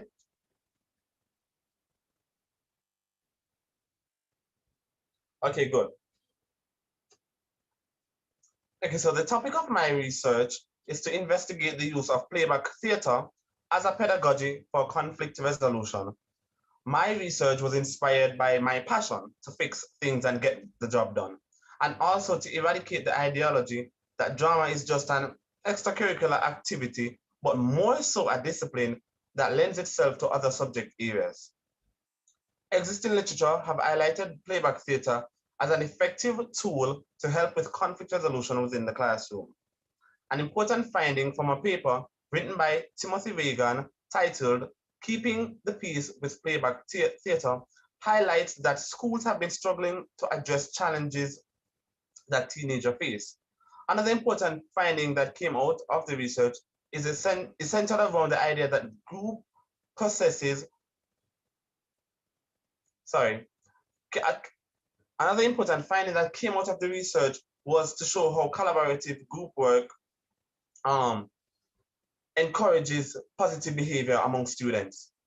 My research is also geared towards bringing attention to playback theater as a drama strategy that can be adapted and used in the classroom to enhance the teaching and learning process, and also to create a peaceful and safe environment simultaneously.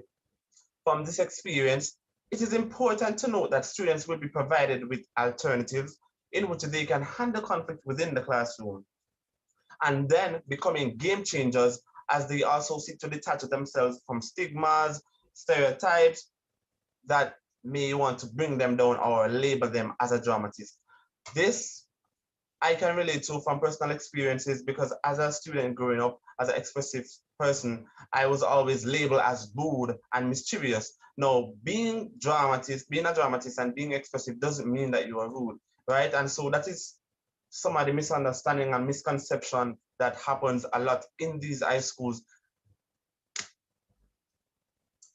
Another observation from one of my sessions, when I first introduced playback theater to the students, revealed to me that through this sharing of ideas and stories and past experience, there is some amount of respect that is offered to students, because these students now try not to cross the boundary, try not to press that trigger. And so being that they know that, okay, then you went through this and you have experienced that, then they know what to say, they know how to approach you, they don't want to say certain things. And so I observed I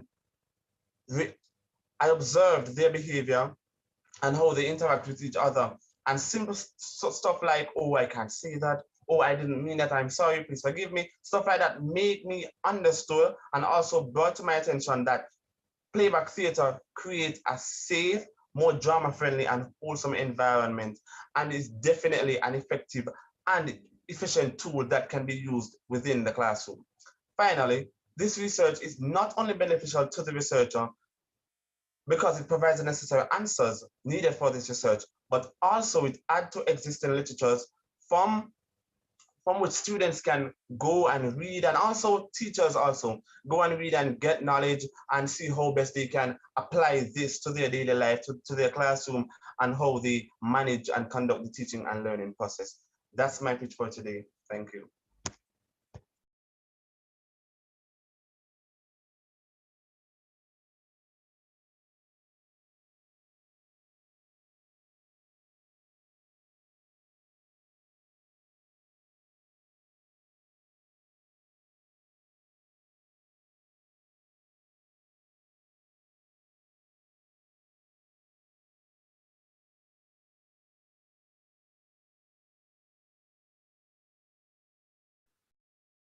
All right, thank you, students. So I want to, wherever you are, just give our students a round of applause here on set and wherever you are. The students really took up the challenge. They have a lot to say, as you may imagine. However, they did that in 5 minutes and under. And we must applaud them for also having the courage to come and speak about their interest and their research. Now, I am glad I'm not a judge, because if I was a judge, I could not decide on who the winner would be, because they're all my students. However, we only have 3 cash prizes. And to determine who goes home with those cash prizes, we are going to ask our judges, we're going to invite them into a breakout room. Let me also remind you of who the judges are. They are Mrs. Carol Hamilton, former VP of the Edna Manley College of the Visual and Performing Arts, Mr. Michael Holgate, the head of the Philip Sherlock Center for the Performing Arts at the University of the West Indies, Mona, and Dr. Yvonne Weeks, who is at the University of the West Indies, Cave Hill, Barbados. So those are our judges for the cash prizes. However, I want to invite you, our audience, to also select a People's Choice Awards. Yes, it's MTV and BET and everything combined in one. Did I get the young people reference correctly? Okay, all right. So we are going to, the students also recorded their pitches with the help of PowerPoint. So for those of you who are visual learners and literary learners. They have prepared presentations, recordings of their presentations. We are going to invite you to stay with us over the next 20 minutes while the judges deliberate. And we are asking you to select your people's choice, your favorite presenter, student, the project that you most connected with. And a poll will be sent via Zoom. Zoom it is, yes? Or YouTube, I'm not sure. Where will the poll be sent? Dr. Octave? The poll. Okay, well, the poll will be sent. We will send a message in the chat where you can go ahead and select your people's choice. All right, so we are going to be playing the recordings now, and we ask that you stay with us while the judges deliberate and join us at the end of that deliberation for the announcement of the awardees.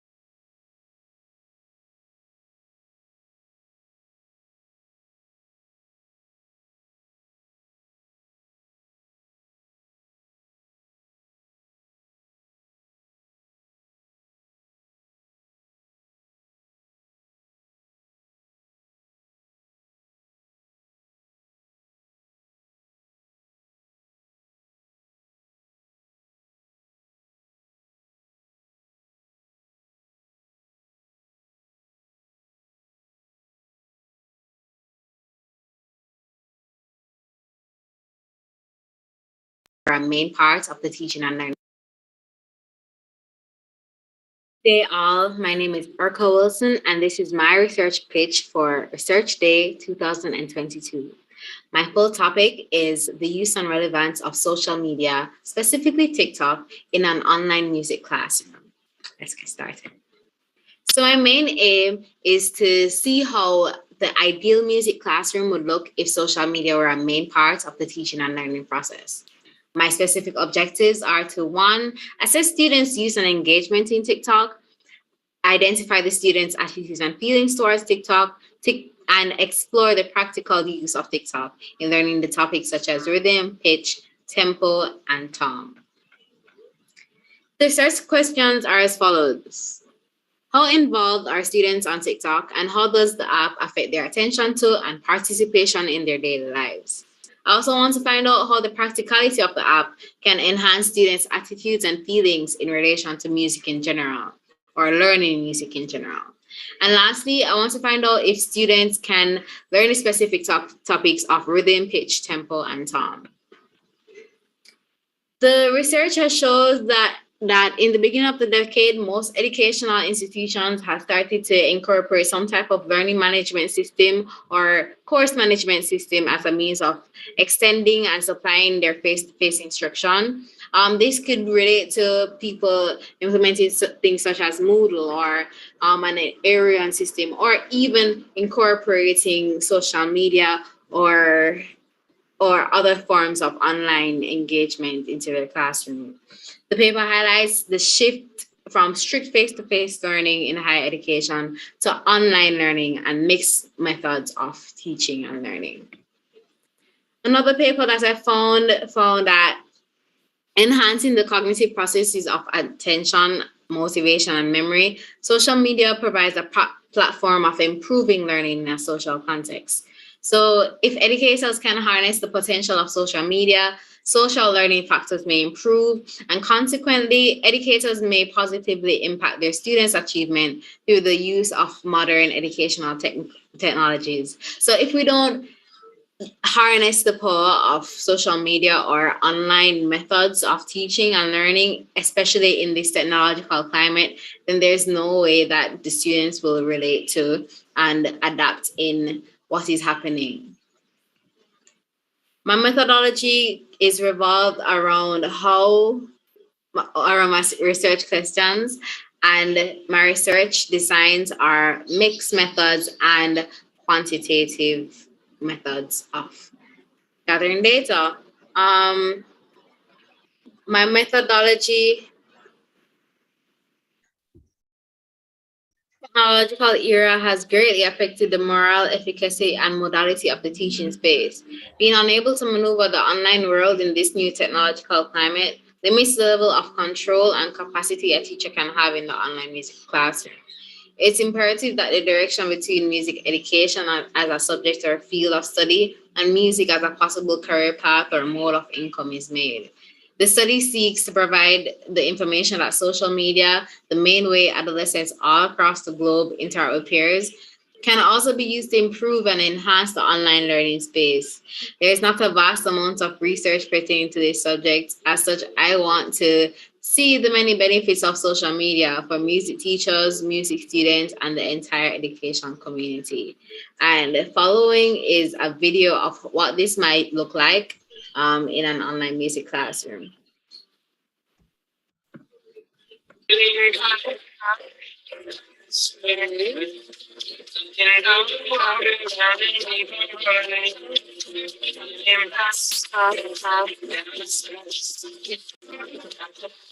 Hi guys, this is another rhythm play along. You can clap the rhythm or you can say it. That's ta ta ta ta. I had some people ask me to do the answer to this, so that's why I'm doing it.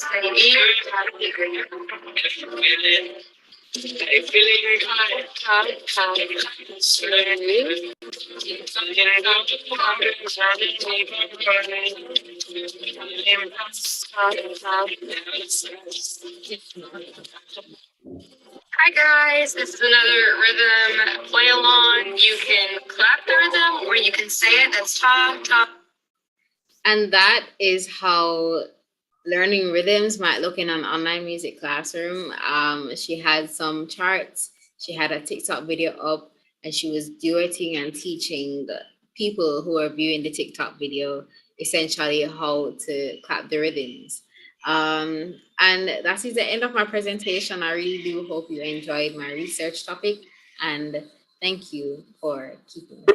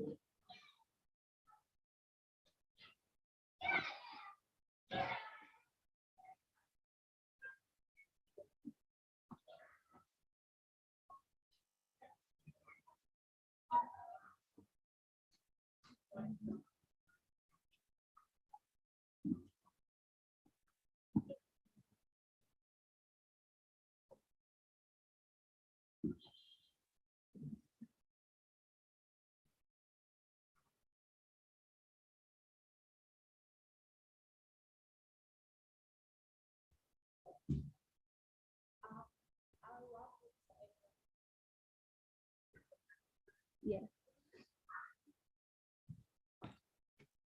Okay. Mm.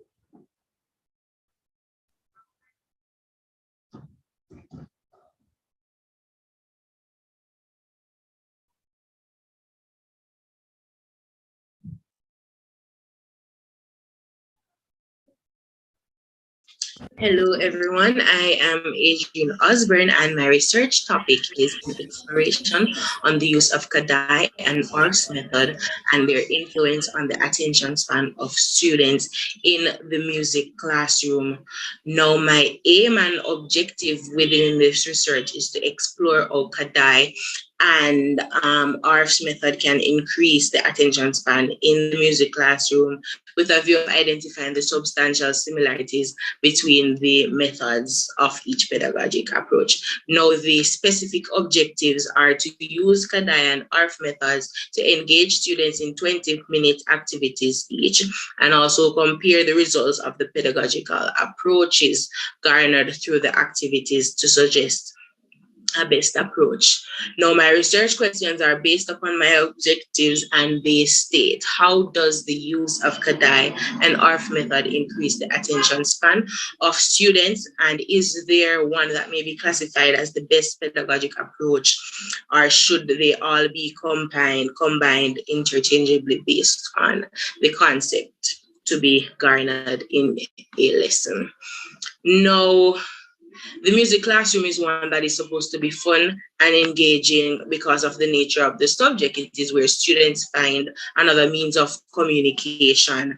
Most music classrooms in Jamaica are not as engaging as the subject matter in its entirety. As a result, students lose interest in music, and it further impacts music being removed from the curriculum. And what I've observed is that there's like a 2% of persons who do music in high schools that leave and decide to do something with it. Now, my reason, I'm going to start this over because that was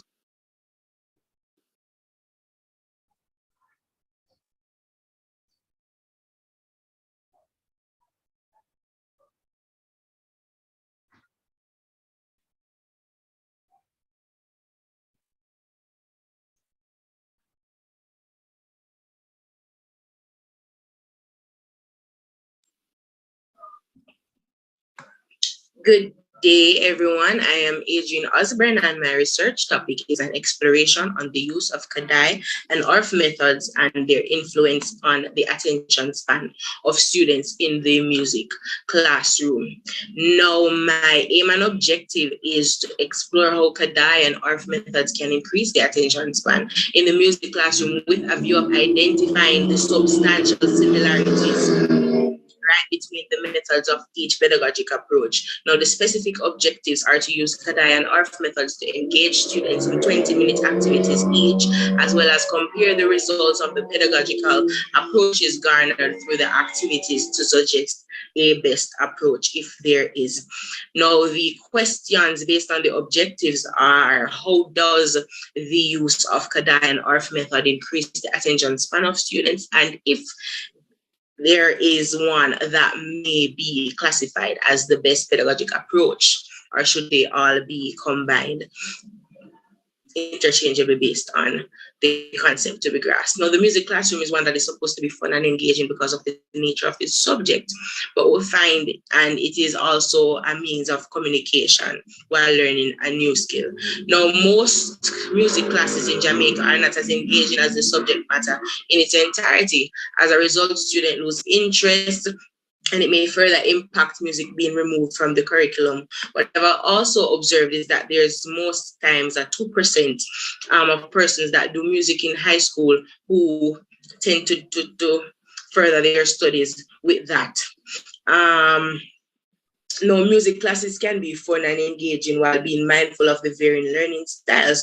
Now, in Jamaica, there seems to be a disconnect created with the students and culture within the classroom. Now, this research serves to examine how the varying of pedagogical approaches in music may increase the attention span and divide or conquer that disconnect that has been created. There are theoretical frameworks which support my view, and that's the constructivism in the perspective of John Piaget and B.F. Skinner, behaviorism.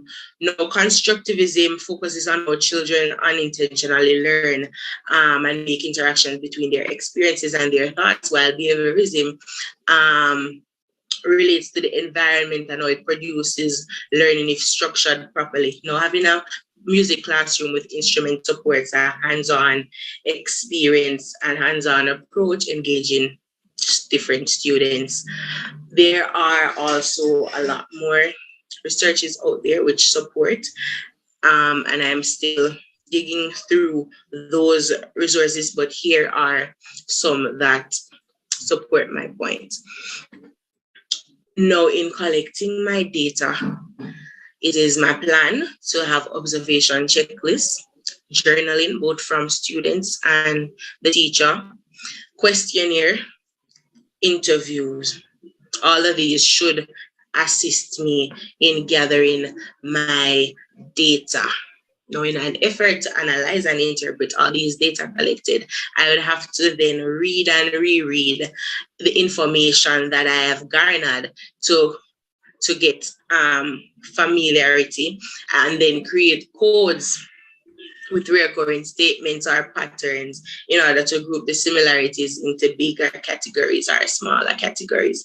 Now, the bigger categories will be themes, and depending on what code might have been, then we know it will become a theme. And then after this, I will review the data to see if there is, to see if every information is really being represented within the coding, within the themes, and analyzed accordingly. Now, in conclusion, as I stated before, my research is an exploration on the use of Kadai and ORF's method and their influence on the attention span of students in the music classroom. Can it be captured or maintained? It's a good question. As a prospective music educator, finding what approach stimulates interest in students, maintaining their attention would be a win for my future as a facilitator of music. And this is why I decided to do this study. I thank you.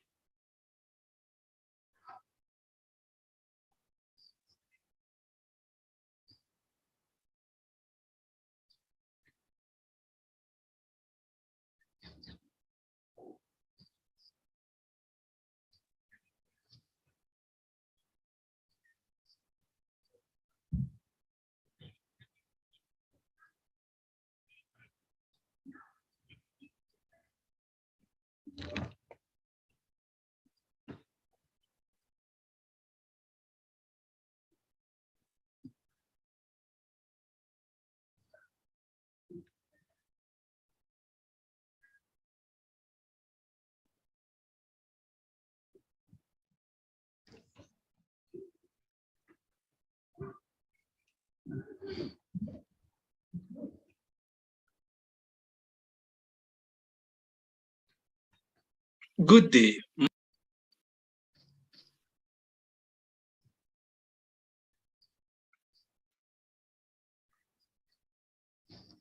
Good day. My name is Travis McDonald, a fourth-year arts management and humanities student of the Edna Manley College of the Visual and Performing Arts, and I will be taking you on a fine artistic academic journey in research. The research is entitled Limitations in Local Fine Arts Businesses, investigating the extent to which arts managers can build capacities among small Jamaican fine arts businesses with regards to art marketing and monetization. It was assumed that small Jamaican fine art businesses are still not fully cognizant of contemporary art marketing and monetization tools and strategies to facilitate business growth and profitability. The main idea behind the research endeavor was to identify and analyze issues related to marketing and monetization amongst fine artists in Jamaica, whereby the role of arts managers are called into action to build or increase capacity among local fine artists with regards to marketing and monetization.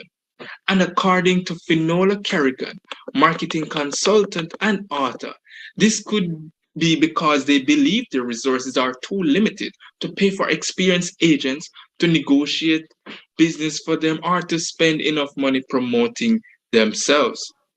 The research was geared towards collecting data on the extent of knowledge and build capacities in art marketing and monetization among small businesses within the fine arts sector in Jamaica. And it was aimed at using the findings to make recommendations and propose strategies that could build capacities in these areas, further improving the artist's awareness of business competencies. This study was conducted over a period of 9 months, which included conceptualizing and drafting the problem, reviewing relevant literature, collecting data, analyzing data, and constructing the research report.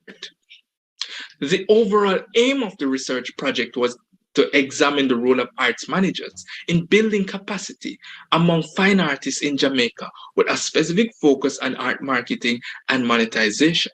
Whereas the objectives were to examine how Jamaican fine artists value their work, to highlight ways arts managers can play a part in enhancing the skills of fine artists at art marketing and monetization, to determine the skill level of fine artists in Jamaica with regards to art marketing and monetization, and to propose at least 2 strategies that can enable fine artists in Jamaica to better manage themselves.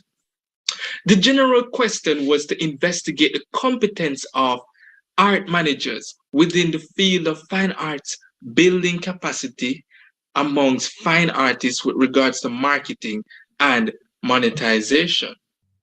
And the subsidiary questions were aimed at digging deeper into the general question. Therefore, the research was focused on asking 4 key questions. What role can arts managers play in enhancing the skill set and knowledge of fine artists in marketing and investment? What are the main factors impacting the value of art and the ability of fine artists to strategically monetize their work? How have fine artists in Jamaica managed to establish and sustain profitable and organized fine arts businesses? And what are some key management principles and strategies fine artists in Jamaica can implement in their art business?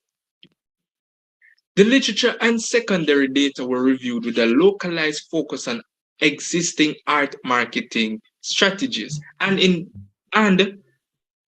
monetization strategies, as well as a focus on the contemporary state of fine art businesses in terms of profitability and sustenance. This review was combined with a variety of qualitative research methods, including structured interviews with experienced and practicing fine artists and questionnaire surveys of fine art lecturers, practicing fine artists, and undergraduates at the Edna Manley College studying fine arts at the School of Visual Arts. Questionnaires were compiled and digitally disseminated within the parishes of Kingston and St. Thomas to identify gaps in understanding, experience, and exposure with regards to working as a fine artist in a rural versus urban settlement. Structured interviews with 10 fine artists who once practiced or still practice fine arts as a career with over 10 years of experience in the field were conducted to gather informative data, as well as emotional aspects and perceptions of practicing artists relating to their professional expectations and recommendations. The artists were randomly selected. Additionally, larger and anonymized surveys of up to 10 fine art lecturers, all of who were former or still practicing artists, as well as 16 fine art undergraduates and 24 fine artists, were chosen to broaden and deepen the knowledge of the state of fine art businesses and its limitations. The data was garnered through qualitative content analysis and thematic analysis to dissect and filter all the information gathered from the questionnaire survey summary, interview transcripts, and related literature. Further reviews were transcribed. Excerpts from secondary research and field notes were gathered and organized for review. After segmenting and storing all the data in a pristine state, the data were categorized using the research question. And the research question was used as a guide to break down the raw data and determine the corresponding chunks of data. As for the thematic analysis, a second reading of the data was done, and the same procedure of combing through the raw data to determine significant information was conducted. Then, as a guide, repeated themes were highlighted and drafted in a table. 3 themes were identified: local versus international market, perception of fine arts, and state of fine arts businesses. Surveys were conducted to contextualize the research questions and explicitly identify the challenges and success factors of Jamaican fine art businesses, as well as to outline the significance of art managers building capacity in business management among small fine art businesses. The interviews were conducted to gather informative data, as well as perceptions of the state of fine arts, and give answers to the subsidiary research questions. After conducting these interviews and breaking down the data, 3 categories were identified: existing economic state, existing art investors, and contemporary art marketing. Subcategories were also identified, namely creative economy, art investment, and local, regional, or international art marketing. In essence, the initial intentions and trajectory of the research was confounded on investigating contemporary art marketing strategies and monetization within small fine art businesses. However, the results have shown that art investment is the leading theme throughout the results. The previous research has shown that there has been an investigation into the state of fine arts from a general point of view, with a specific focus on building capacities in entrepreneurship amongst fine artists and establishing a framework of understanding among artists with regards to contemporary art marketing and art value. However, there could have been a greater emphasis on the extent to which art managers can aid in the capacity building of art marketing and investment, and alongside fine art businesses. According to research conducted, it is also assumed that building capacities amongst Jamaican fine art businesses with regards to marketing and investment is still a work in progress, because there are still many unknown and small-scale fine arts businesses that is finding it difficult to market themselves, to generate steady income and build sustainable arts businesses. Therefore, it is recommended that this study be further investigated and put to actualization in terms of investing in more research among niche communities in the creative sector, such as fine art. It is also recommended that arts managers interested in the fine arts business sector leverage their managerial skill set and competencies in general business and project management to achieve business sustenance and profitability. I thank you for taking the time out to listen to this research, and I therefore implore you to invest more time in further analyzing this focus and eventually influencing a positive impact. Make fine art your business. Thank you.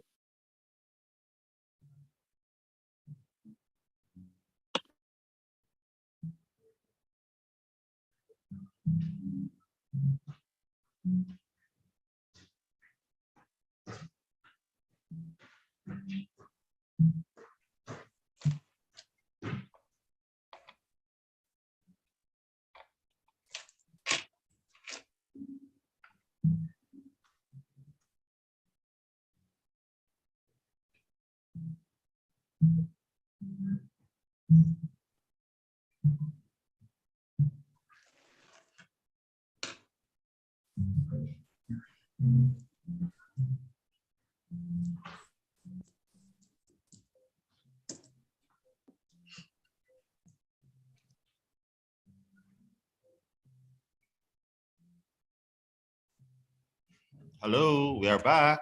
I'm not sure if Can we do the discussion now?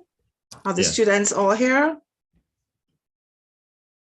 I was wondering if we needed an introduction back from Wendy, or do we just start speaking? Suzanne just said that Anthea would allow us to come back into the main room, but I think we are back in the main room. right, but who are we speaking to and with?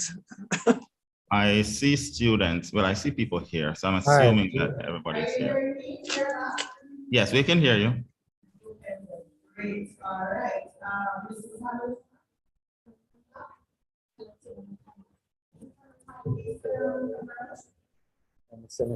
Is that Wendy? Yes. We're not hearing you loudly enough, Wendy. Are you hearing me now? Yeah, but not, it's very soft. There's an echo. No, they- Monica is having a challenge. Turn on her camera. So that we can start. And that's still very soft. Okay, so Are you hearing me, Dodo or Carol? not really. That's really.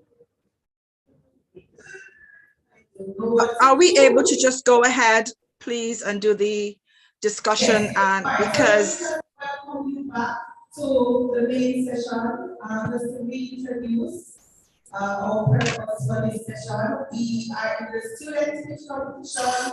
The judges went away to deliberate on the student pitches, and they are now back to give some feedback and to also announce the three students who will take home the cash prizes. All right, so they will give us feedback first, and then they will announce the winner. So I guess I will hand over to either Dr. Weeks or Mr. Bonface. Okay, so I'm just gonna say briefly that, you know, I'm very happy to have been here. I'm glad for this this opportunity. Grateful for the pitch. You know, that good presentations all around. Some were much stronger than others, and that's reflected in who won, who came first, second, and third. And it was unanimous. I think all the judges just agreed immediately that this is how it should be. And when that happens, you know that it's the right pick. I believe that all of the topics chosen were well worth it and should be invested in some way, shape, or form. And I'm looking forward to that. And with that said, I'm going to turn over to Yvonne, who is going to give some more clarity on what it is that we discussed, and then she will announce the top three. Thank you very much for having us. Thank you. Firstly, let me thank the Edna Madney College of Visual and Performing Arts for inviting me through their newest lecturer. I don't know if she is, but she was my former student. So, you know, you know how teachers are. We just claim students all over. Suzanne Beadle, thank you for the invitation. I don't want to rush, but you know how it is. If the clock won't stop, you better get on the tick-tock. So with that being said, I want to say that Michael and Annie and I agreed that all the research's topics were excellent.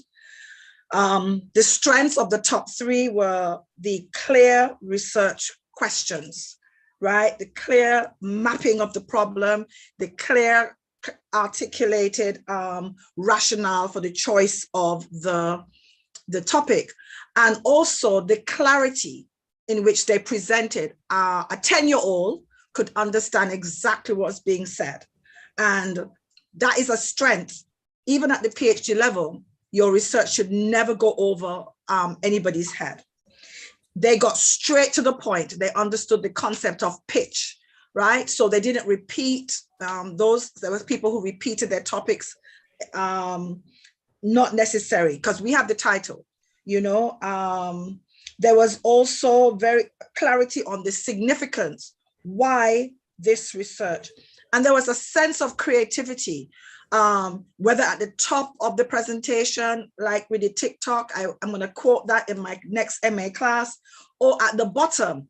My qualitative research includes, I mean, once you say that, you know, you're gone down clear as far as I'm concerned. And that strong presentation coupled with charisma, charm, personality, the kind of joie de vivre that just pulled you in to the research.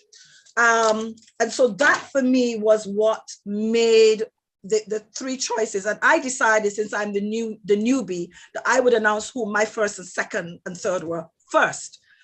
And then Michael was just like, that was it. And then Annie was, and the second was the same. And since we come from very disparate backgrounds, I think that orders well for the top three.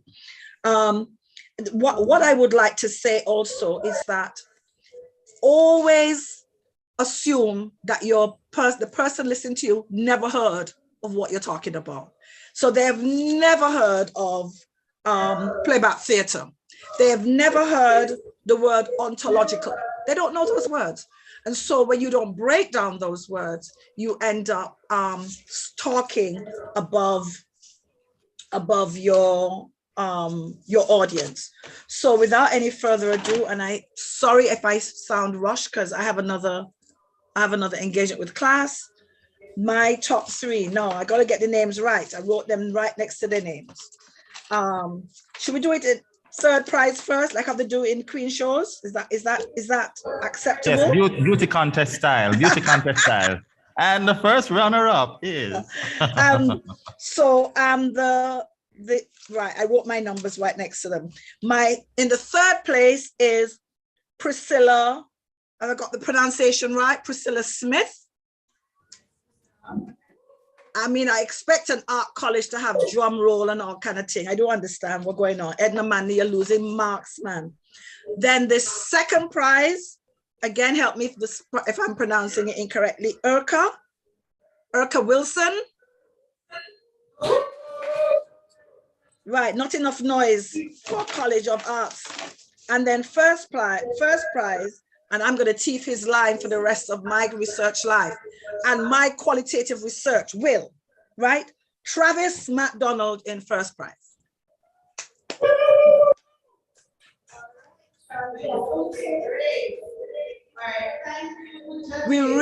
I personally really enjoyed them all, but I really must go. Love you guys, I really must go. Right, thank you so much for joining us, Dr. Weeks. Dr. Weeks, thank you so much for joining us from Barbados. Thank you again, Mr. Morgan. You're always with us. Anytime we call on you, you're always with us. And thank you, Mrs. Hamilton, also for joining us and being a part of our panel of judges. Yes, we understand that sometimes the board meetings have to leave. However, we do want to, if we can, continue the discussion on student research, which is we were in the process of playing some videos for you. I think we played 3 videos already. We are going to go ahead and play the other 2, and we would like you to tell us who your People's Choice Award is, right? We want you to choose the pitch from the recording that most resonates with you, and then we will award that person the choice. So congratulations. I want to thank all the students who participated for taking up the challenge. I want to congratulate Priscilla, Travis, and Urka. They have an additional reward of taking home some money. But anyway, no. All right, they deserve whatever award we have for cash prize that we will do. All right, so thank you for being with us. Please continue to stay. Please stay Zoom. We are going to play the other 2 videos. We're going to play the other 2 videos, and then we will come back online.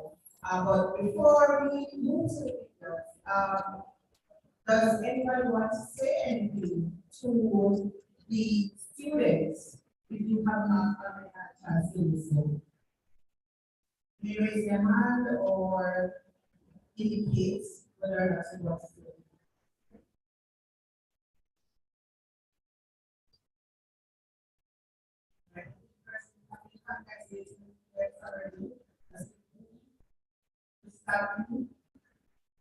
Some come first and third, like champs. All right, first and third for some. All right, All right. Yes, Terry. All right, Terry. Sam.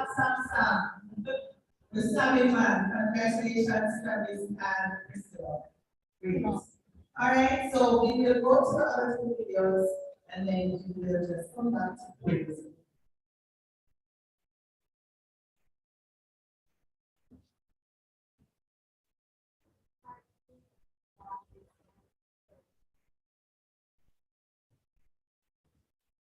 Order shared. Right, true. My name is Javian Kiffin, and I am a final year student at the School of Drama, where I am pursuing a Bachelor's of Arts degree in Drama in Education. The topic of my research is to investigate the use of playback theatre as a pedagogy for conflict resolution. Aims and objectives of my research are to identify the observable patterns which are manifested in the classroom due to exposure to playback theatre, and to provide students with a variety of ways to resolve conflict in the classroom. research questions for my research. What are the experiences of a cohort of grade 9 students involved in playback theatre? 2, to what extent does playback theatre impact conflict resolution? And 3, to what extent can the drama teacher utilize playback theatre to provide students with alternative origins to resolve disputes inside and outside the drama classroom? Theoretical framework that supports my research. The conflict resolution theory and behaviorism theory are two theories that helped with the framing of this research. The behaviorism theory posited by Skinner stipulates that the environment influences human behavior. He also highlighted that learning outcome is only possible if we change the learner's behavior. Skinner, 1938. Thomas and Kilman believes that conflict is measured by the amount of parties involved in the problem. He further postulates that the TKI, which is the Thomas and Kilman conflict mode instrument, is the best tool to help with problem solving using the 5 strategies, namely competing, collaborating, compromising, avoiding, and accommodating. Additionally, the use of Peter Slade's Childland projected play also supports this research. Slade postulates that students learn more when they play. Through playing, you will allow them to bring life to the drama. Discussion of key terms. Now you may be wondering, what is playback theatre? Baldwin, 2003, coined the term playback theatre as an improvisational form of theatre in which a group of actors play back real-life stories told by audience members. Basically, this is where a group of thespians intervene and interact with the audience, get information or stories from the audience, put it back on stage, providing them with possible solution to the problem. Drama. Science 1996 defines drama as the platform that gives one the opportunity to develop themselves and create meaningful self-growth and development. Improvisation. This is the process through which one creates a piece of work with complete lack of script and minimal or no rehearsal. Actors appear on stage with minimal set, props, or an input from the audience. Lewis and Lovat, 2013. The significance of this research will unveil to students that there are other ways in which they can seek to resolve conflict that arises between them in the classroom, as opposed to using violence as the only option out. In addition, playback theatre will not only highlight drama as the subject for one to become expressive and free, but to also influence teachers to apply it as a mechanism through which they seek to enhance and resolve conflict management in the classroom. Now on to my method of data collection and method of data analysis. For my research question, what are the experiences of a cohort of grade 9 students involved in playback theatre? This information will be collected using a journal whereby students will be given the opportunity to write and journal the process, journal their experience and their feelings. 2, to what extent does playback theatre impact conflict resolution? And this information will be collected using observation, specifically participant and non-participant observation. Participant observation where the researcher is actively a part of the process to gain hands-on experience, first-hand experience, and also non-participation observation whereby the researcher is not a part of the process but observes every interaction from a distance. To what extent can drama teachers utilize playback theatre to provide students with alternative origins to resolve disputes within and outside the drama classroom? And this information will be collected using an interview. Now, when the researcher accumulates all this information, the first thing the researcher will do is to familiarize himself with this information. Secondly, the researcher will then code the information and find themes among them. In conclusion, the topic of my research is playback theatre as a pedagogy for conflict resolution within the classroom, right? And this is beneficial to me as a researcher because it gives me the necessary answers I need to answer my question from my topic of research. Also, it will bring to light to teachers strategies in which they can use in the classroom to eradicate fights, to eradicate arguments, to eradicate conflict, therefore proving playback theatre as an effective pedagogy for conflict resolution within the classroom. Look here, na man. Say we know why nobody we shall know. What good?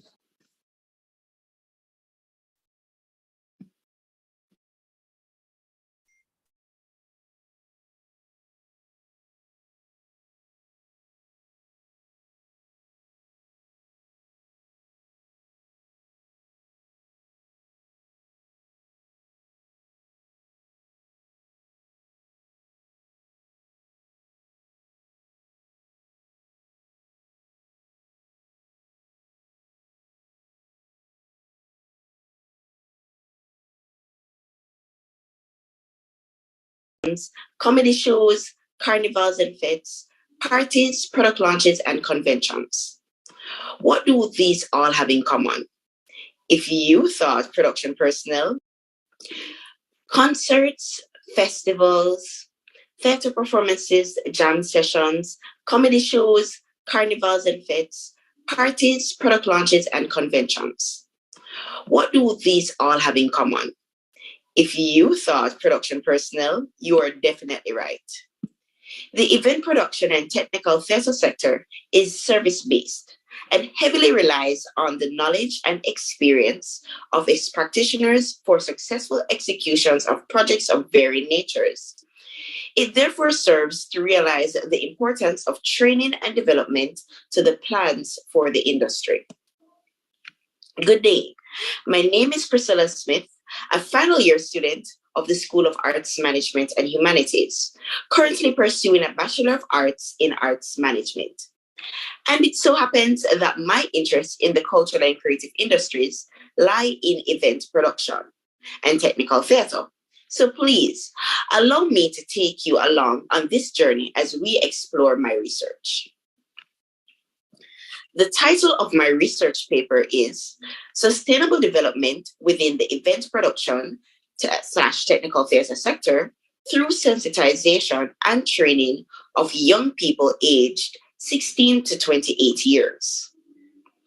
Let's look at the research background. As a country with many resources, both finite and infinite, Jamaica has an interesting mix of economic activities derived from these resources. However, a concern has risen in the past few decades that pertains to both human and natural resources. That is sustainable development. This led the United Nations in 2015 to launch the 17 Sustainable Development Goals. Culture and creativity, which is the base of the Orange economy, finds itself directly correlating to goal number 8 of the UN SDGs, which is decent work and economic growth. In Jamaica, the cultural and creative industry receives limited benefits when compared to other economic areas, such as agriculture, banking, and tourism, despite being a direct contributor to the latter and reporting 2% in gross value added in 2017. So, how can the recognition and the sustainability for this industry be achieved? Well, the literature points to research and development being one of the ways to achieve this. And this was what led me to formulate the research topic that was previously shared. Now that we understand the research background, let us examine the goal. The goal of this research is to examine, identify, and ascertain opportunities and challenges within the cultural and creative industry as it pertains to technical theater. The findings from this research were used to make smart and strategic recommendations for the development of the sector in keeping with Vision 2030. The research objectives were as follows: to collect data on the state of the local event production and technical theater sector, to conduct a needs assessment and environment scan of the local event production and technical theater sector, to assess the opportunities and challenges for young people wishing to enter the sector, and finally, to evaluate the training needs of potential personnel in the sector. In order to fully explore and examine the research topic, the following research question was formulated. This question was guided by the existing literature. To what extent can the goals outlined for the cultural and creative industry in Jamaica's Sustainable Development Plan be achieved through the development of human capital in the event production and technical theatre sector? To help answer this primary question, I was pressed to ask these subsidiary questions, which I believe would have assisted me to find the answer. They are as follows. To what extent are young people aged 16 to 28 interested in working in the event production and technical theatre sector? What are the opportunities and challenges to building the event production and technical theatre sector in Jamaica? What are the most effective and efficient ways to build capacity in the sector? And finally, to what extent can the increase in improvement of training programs for youth in the event production and technical theatre sector allow for sustainability of the cultural and creative industry?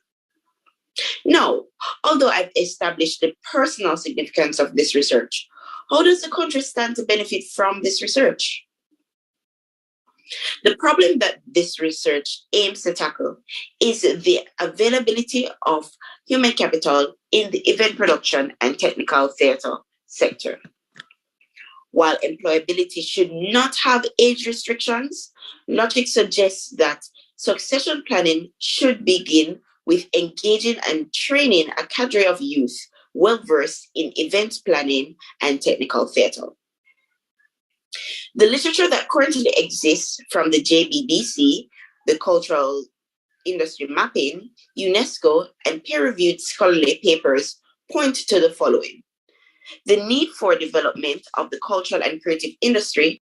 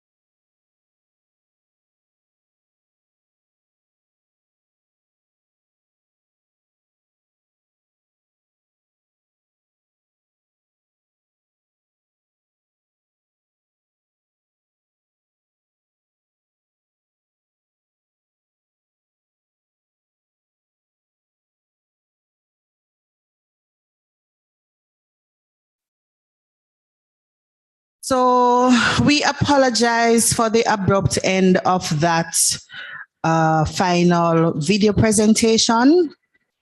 Just a reminder that we are asking you to vote on the pitch that you choose or you consider the best pitch. There were 5 videos shown. The first, I don't remember the order, but there were 5 videos shown. We will be sending a Google link in the chat for you to choose.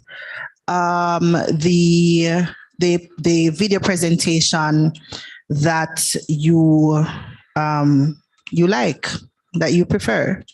All right, so we want to thank you for being with us today. We still have about 80 persons, I believe, on Zoom. That is really significant for us because we are discussing critical issues in the arts, and we always welcome persons or individuals who can add to the discussion and to really raise the level of discourse that needs to take place in the arts. We are on the back end of our presentation. We have about 6 more minutes where we can take any comments or any closing remarks from anyone in the Zoom chat. You can raise your hands.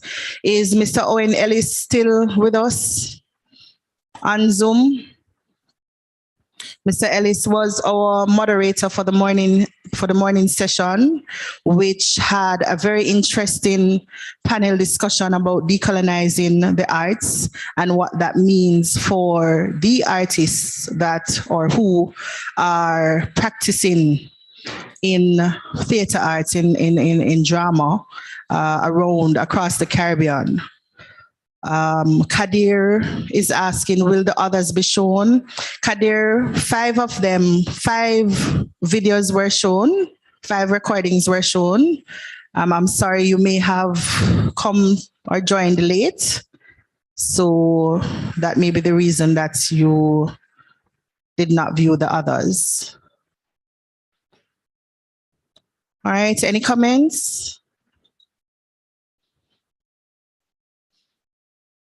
All right, you're welcome, Kadir.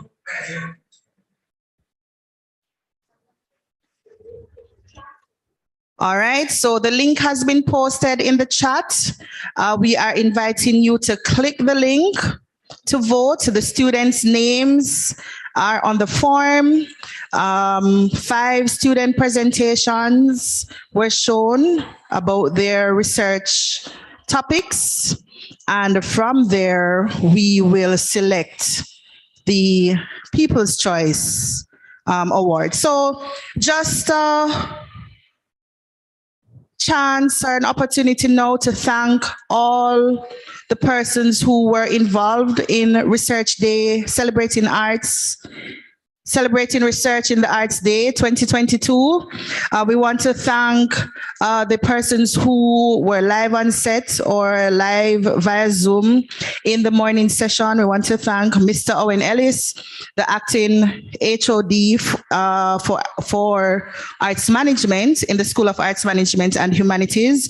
We want to thank our interim principal, Ms. Dorrit Campbell, our panelists, Mr. Marvin George, Ms. Camille Kwamina, Ms. Patrice Biggs, Ms. Doreen Reed, and Mr. Jean-Paul Manu. We want to thank our students in the afternoon section, Adrienne Osborne, Urka Wilson, Javian Kiffin, Priscilla Smith, Travis McDonald, and Shanique Williams. Want to thank our panel of assessors, Mrs. Carol Hamilton, Mr. Michael Holgate, and Dr. Yvonne Weeks, who joined us to present, to assess the students' pitches and to decide on the winners. So just a reminder, our winners for the student pitches were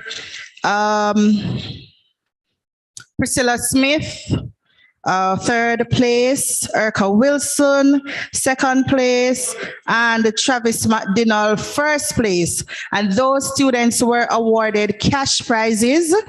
The other 3 students will be given gift certificates courtesy of Mr. Owen Ellis. Thank you, Mr. Ellis, for that. And then, of course, you, our audience, will decide on the student who will receive the People's Choice Awards. So I want to thank you for an engaging thank everyone involved for an engaging day. Those of you who were before the camera and those of you who were behind the camera, behind the scenes. So I want to thank the college administration, the principal, interim principal, Mr. Ed Campbell, the VPs, VP Academic Affairs, Dr. Roger Williams, VP for Administration and Resource Development, Miss Carrie-Ann Henry. Want to thank Dean of the School of Arts Management and Humanities, Dr. Keena Senior, the rest of the faculty and staff of Arts Management and Humanities. Can I call names? I should, we're small. Dr. Anthea Octave, Director of Studies, Mr. Owen Ellis, Miss Suzanne Beadle, Miss Regina Brown, Miss Renee Kitson, and Mrs. Alicia Gonzalez Morgan for all the support behind the scenes. Want to thank the Multimedia Services Department, Assets and Facilities, Information ICT Department. Yes, thank you all. Thank you to Abena Shavans, the production coordinator, Mr. Kimalaya Campbell, and of course, the rest of the Special Functions Committee. I hope I did not leave anyone out. So thank you, the audience, for staying with us, for having the discourse with us, and for being a wonderful, wonderful company throughout this journey today. Are we voting? Can I see some things in the... Only one response. 2 responses and climbing. Is it climbing? Can you indicate when you have voted? We want to really encourage these students to continue with their research and not just end it today or for a class grade, but just to continue it so that it can benefit our nation, the region, and just society on a whole. All right, so we will continue to have the Zoom link open so that you may go ahead and vote. Mr. Ellis has joined me. Is there anything that you would like to end with, Mr. Ellis? No?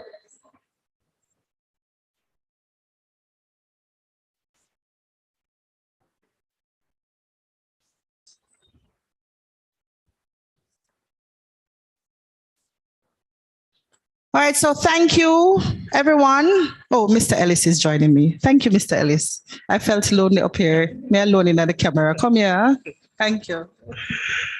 Just want to reiterate all the gratitude and to add that all the suggestions, all the ideas, all the proposed outcomes, all the discussion is an ongoing project that culminates next year, this time, for Research Day again. This is celebrating research in the arts at the School of Art Management and Humanities. We are SAMing. Yeah, SAMing. Bless you.